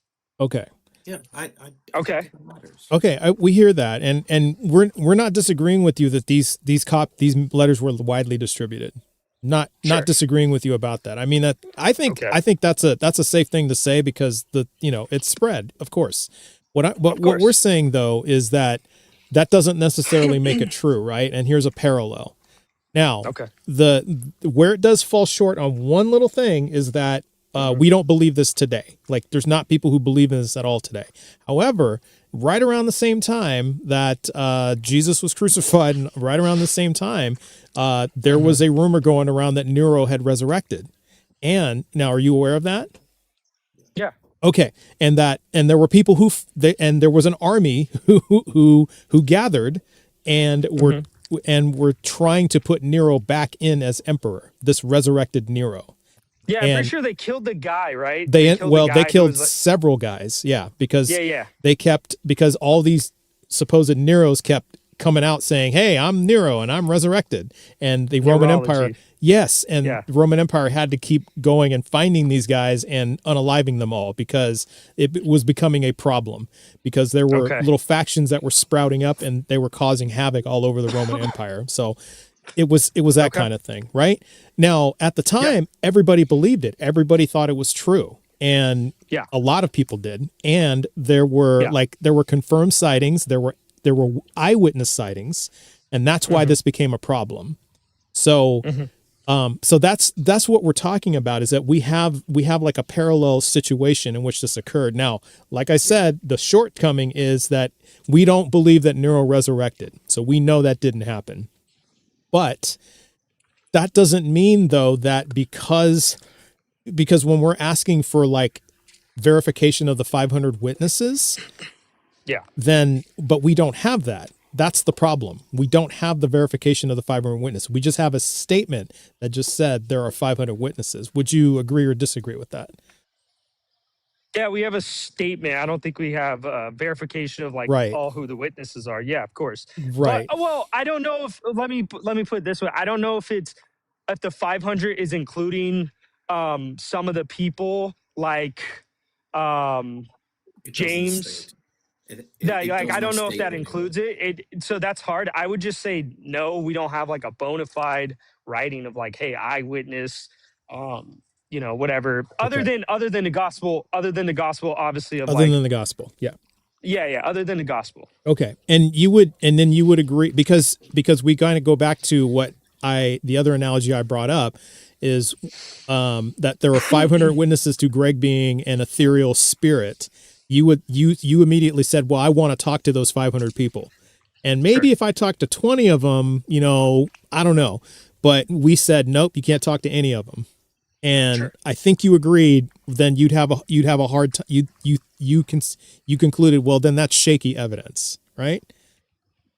Yeah, but at that point, I understand what you're saying for us, but I'm trying to think of like the people then, because like I would agree, like us, you know what I'm saying? Like us, we're like, well, we can't. I see what you're saying. How do we with then? Them, okay, but with them, sorry. Yeah, I thought you were but finished. with them. My apologies. But with them, at least in that area, in that time and scope, it would have been very, very much something plausible, impossible for them to do. But again, the example of Nero. Nero was a person who, like everyone knew, they could verify that. Your arguments simply still apply to like Nero. Nero, and an imposter of Nero, rose up, went to war with Rome. 30,000 people followed him, and 30,000 people died because he was somebody who said that he was the resurrected Nero, right? It's the same thing. People then should know better. People then did not know better. People are stupid. People are willing to follow things that like speak to their hearts, right? So that is what I don't know if I should take offense to that. No. Well, yeah, I don't know either. But Yeah. but Oh, the hold truth on. is, Let's but go to that's what. Colossians. Hold on. What were you reading earlier? Colossians? What were we Oh, talking well, that about? doesn't But apply that's to the thing. us. No, We we know didn't for mean to call you sure. No, stupid. it don't apply. Come on, dude. We know for It's sure that people followed this imposter to death. I mean, it simply happened, and yes. it is. If you're going to make the argument that they should have known better and therefore they would not follow that person, we have seen it happen multiple times. Yeah, we still see it today. I mean, they're cults and all that stuff. I mean, and I'm not saying, I'm not trying and to I'm make saying an that Christianity is a cult. argument, yeah. I'm just saying that if we just take it, it's a very common, like, repeatable human event that happens, is that people make claims, people believe it, it grows in the people who believe it grow in number, and then eventually somebody does something stupid, and then a lot of people get killed. It happens. It's happened a lot. I think a hard part that I guess conveying when I'm having these conversations, at least with Greg, I mean, trust you might understand this already, but like, my goal is never to sit here and try to give you this like pristine argument. I'm simply presenting, just like we talked about in the beginning, presenting the evidence, and then ultimately you make a decision. Now, if you disagree with that, that's 100% fine. You know what I mean? Like that's fine. Because at the end of the day, it's a critical topic for me, at least in my mind. It's a critical topic where if I believe this to be true, and ultimately there's an ending that I can potentially play a part in, like sharing the gospel with people and wanting them to hear about the good news, I want to do that, right? So that's why I'll spend this time having these conversations and whatnot. But yeah, I'm just producing the evidence. I get it. You could bring up Nero and stuff like that. And then I understand, like, that's a good parallel to make. And if that makes sense to you, okay, I would just go to, after we have Corinthians, after we have the 500, if you say, oh, well, that doesn't suffice, what about the eyewitnesses who are in fact saying that they saw it, right? Like, let's say Matthew or John. These people are saying eyewitnesses. So now we're giving you evidence of someone who is at least claiming to be an eyewitness. And now why don't you accept that if it is an eyewitness testimony? Because you were just asking Greg. earlier. Go ahead, Greg. No, I love that you're like deferring to me, but it's just no, I can't, because that's the thing. You don't know that they're eyewitnesses, and every indication that we have is that like the gospel writers were not in any way eyewitnesses. They were like post hoc like additions, that they were things that were written, and the church in the early days assigned names to them because they were the popular names at the time, and that is the way that they were folded into the common framework of what we know today. So take the name out of it. Take the name out of it. If you read Matthew and John, is that at least expression of an eyewitness testimony? Absolutely not. No, it is an expression of someone who wrote as if they were an eyewitness testimony at best, right? How do you get there? You can't know that it was. Okay, but I mean, like, looking at this purely from an evidential base, like you're a cop. Okay, so if you're looking at this from a cop and you're comparing two things, right? So you got the Gospel of Matthew and you got the Gospel of John. Those are clearly two different expressions of something, right? One is talking about the divinity of Christ, and the other one is talking about a Judaic expression of how Jesus is the coming Messiah based off of Jewish writings, such as the Pentateuch or the Torah. So taking those two into account, where are you getting this spot where you're just like, oh, they're just writing as if they are? Why are you saying that? Because if they were colluding, wouldn't you think that they would line up a lot better? I had no indication that they were colluding, but it's just like the stories. I mean, because everything that I see in the Bible is just the idea that the stories have promulgated in a way that humans just like continue stories. Yeah. Right. What, like, to be honest, I don't know all of the details. I don't have the encyclopedic knowledge that, like, Justin or like Dan McClellan have, right? But I've come to understand. Yeah, the biblical it's just scholars. that stories existed, and then later authors saw those stories and wrote them in a way that aligned with those stories, right? So it's not that they colluded, It's that Mm. one author saw the other authors' writings and wrote them in a way that aligned with those stories. It's not surprising. So how would they write it that it okay, so for instance, taking that logic, how is it written in alignment that Jesus is God? Well, Jesus does not say that he was God, actually.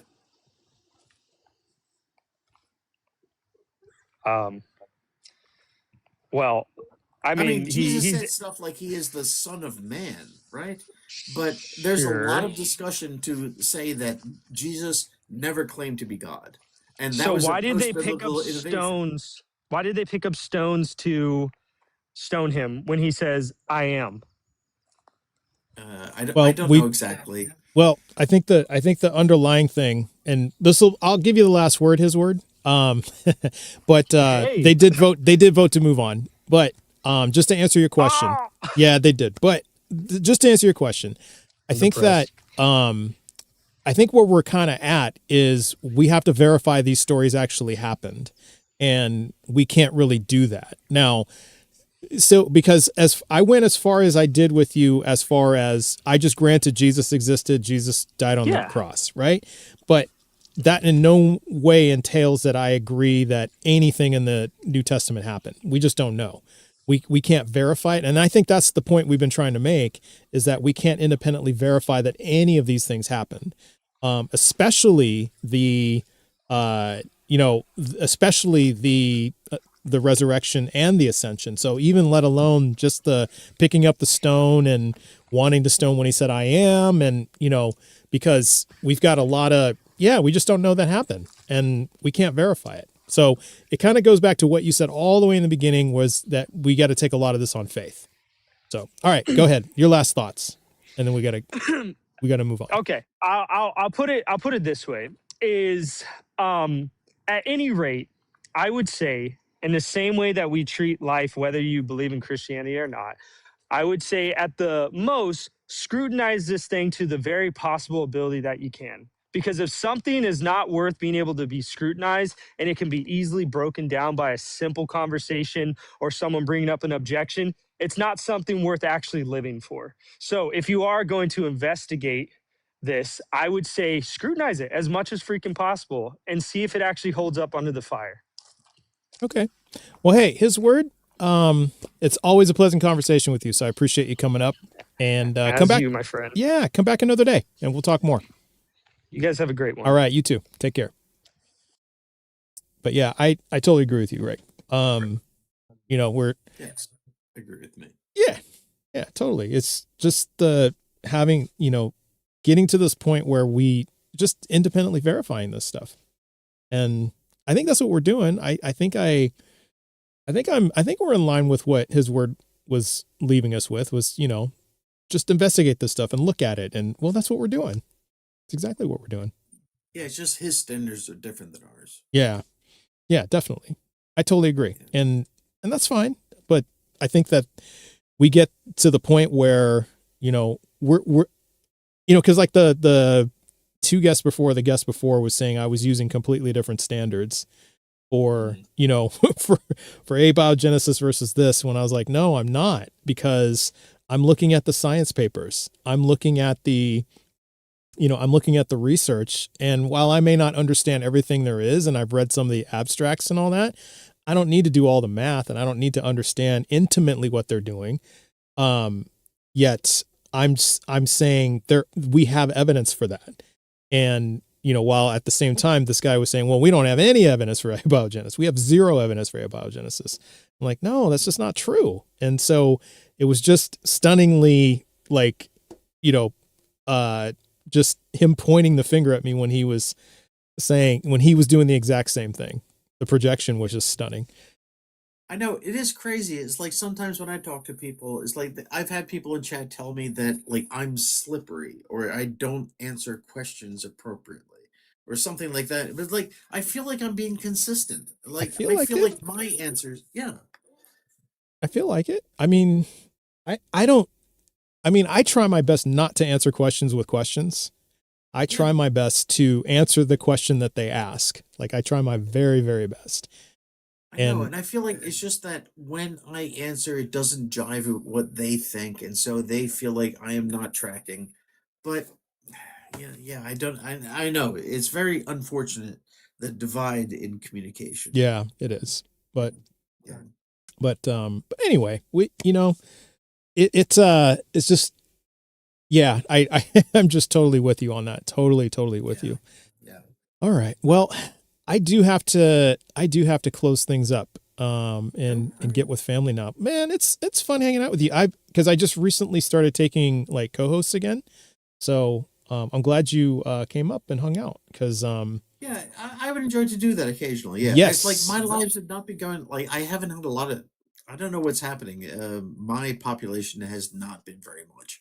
So yeah, but the thing is, I do enjoy talking to guests occasionally, and I'm happy to sit in a box. So maybe if you'll have me, I will come. I would love that. Yeah. I think it's just because I think our time zones are pretty wide, so it's just kind of There's maybe also find that, yeah, just finding the right time because I'm glad you caught me. But hey, you know what? We can solve this problem because we got 89 people in the TikTok chat. If you're not following Greg, the Ethereal Thought Form, Egregor, you must follow the Ethereal Thought Form, Egregor. That's my joking name for him. I don't know how we got on that. Oh, because somebody brought up the egregore. Yes, because one of my guests came up and was asking me about that, and I saw your name in the chat. That's what it was. You just happened to be there that day. So, but yes, and Greg has a Discord. You do? Oh, I'm gonna DM you and get that Discord from you. I didn't know you had a Discord. Oh, yeah. Okay, Yeah. so check out his profile. big, Is it in your profile? It is, yeah. Oh, well, then go to Greg's profile and join his Discord as well. And I invite you to join my Discord if you have not. But let's do that. So let's give Greg some love. If you have, any gifts, W's, follows, let's do that. So let's strive to make his content and his lives even better. It's a raid. Somebody raided me? Who raided me? I don't know who raided me because I was thinking of raiding somebody else. Are you going live after this or are you? Oh no, I'm gonna play games and go to bed. Oh, okay. Yeah. So you're about to wrap up your day. Okay, gotcha. Yeah. Because it's like 1 a.m. over here. That's right. I forget about that. Yeah, I forget. Okay. Well, I was thinking that we were gonna find I was gonna suggest someone to raid. I know Justin is on now because I know people in the YouTube chat were saying they were flipping back and forth between me and Justin. So I guess we can raid Justin's live. Unless anybody has a suggestion for maybe a smaller creator, because Justin has like 500 people, I'm sure. So, but we can definitely raid his if we have nobody else. I just want to raid somebody. So, is there anybody? He's a hot caller at the moment. Well, crap. Let's just go raid him because he's probably he's got somebody hot. So, let's go raid Justin. So everybody who doesn't know who Justin is, that's Deconstruction Zone. He's both on YouTube and on TikTok. So whichever platform you're on, you can just simply search and you'll find him. He's a fantastic creator as well, if you guys don't know who he is. But just go in there, just say TBV raid, and looks like Greg has stepped down. So Greg, it's great to see you. Thanks for hanging out with me. So yes, so that's going to be a little bit of change in my format, is I'm going to start having some co-hosts here in the near future. We're going to just limit it to 1, maybe 2 tops, but we're going to do that more. So everybody, thank you for hanging out with me today, especially those who were going back and forth between mine and Justin's live. That's an honor that you guys are thoughtful enough to do that. So I really, really appreciate that. Okay. So we're going to so next time we'll think about Reckless Religion and Patrina, but we've already committed to Deconstruction Zone. So, okay, mod soy sauce NB, you got it. Where's soy sauce? There. Okay, so let's add as moderator, and we'll do managing moderator. Boom. Soy sauce NB is now a managing moderator. So boom. All right. So with that, we are good. Okay, everybody, enjoy the rest of your Friday. And lots of fun. Thank you guys for hanging out with me. So, oh, wait, hold on. One more thing. Let's bring up. Okay, I see 3 mods on the TikTok side. Let's bring these mods up. Sonny, I can't add you. I can never add you. I don't know why. Hello. There's Soy Sauce, who's like a double mod. Yeah, you're double mod. Trust. Hello, Forever Atheist. Hello, Sonny. All right. Hello. Hi. So, okay, that's why. All right, right. That makes sense. Okay. So, everybody, these are my mods. Big W's for them. Follows, gifts, all that stuff. Please help a mod out. And also, we've got mods on the TikTok side, Pseudoscience, Rainbow Ash, Soy Sauce pulling double shifts, but Reserves thanks just the same, and Marduk 6880. So if you want to do a super chat, I'll divide it amongst them evenly, and we can do it that way if you'd like. But at minimum, just do a big W or a follow on the YouTube side as well. Just show them some love. So I just want to thank my mods because you guys are amazing. I just appreciate that you guys do this for me. So I really, really appreciate that. So love you guys. All right. It's time for me to go. So everybody enjoy the rest of your Friday. I'll see you over in Deconstruction Zone, and have a great weekend. Take care, guys. See ya.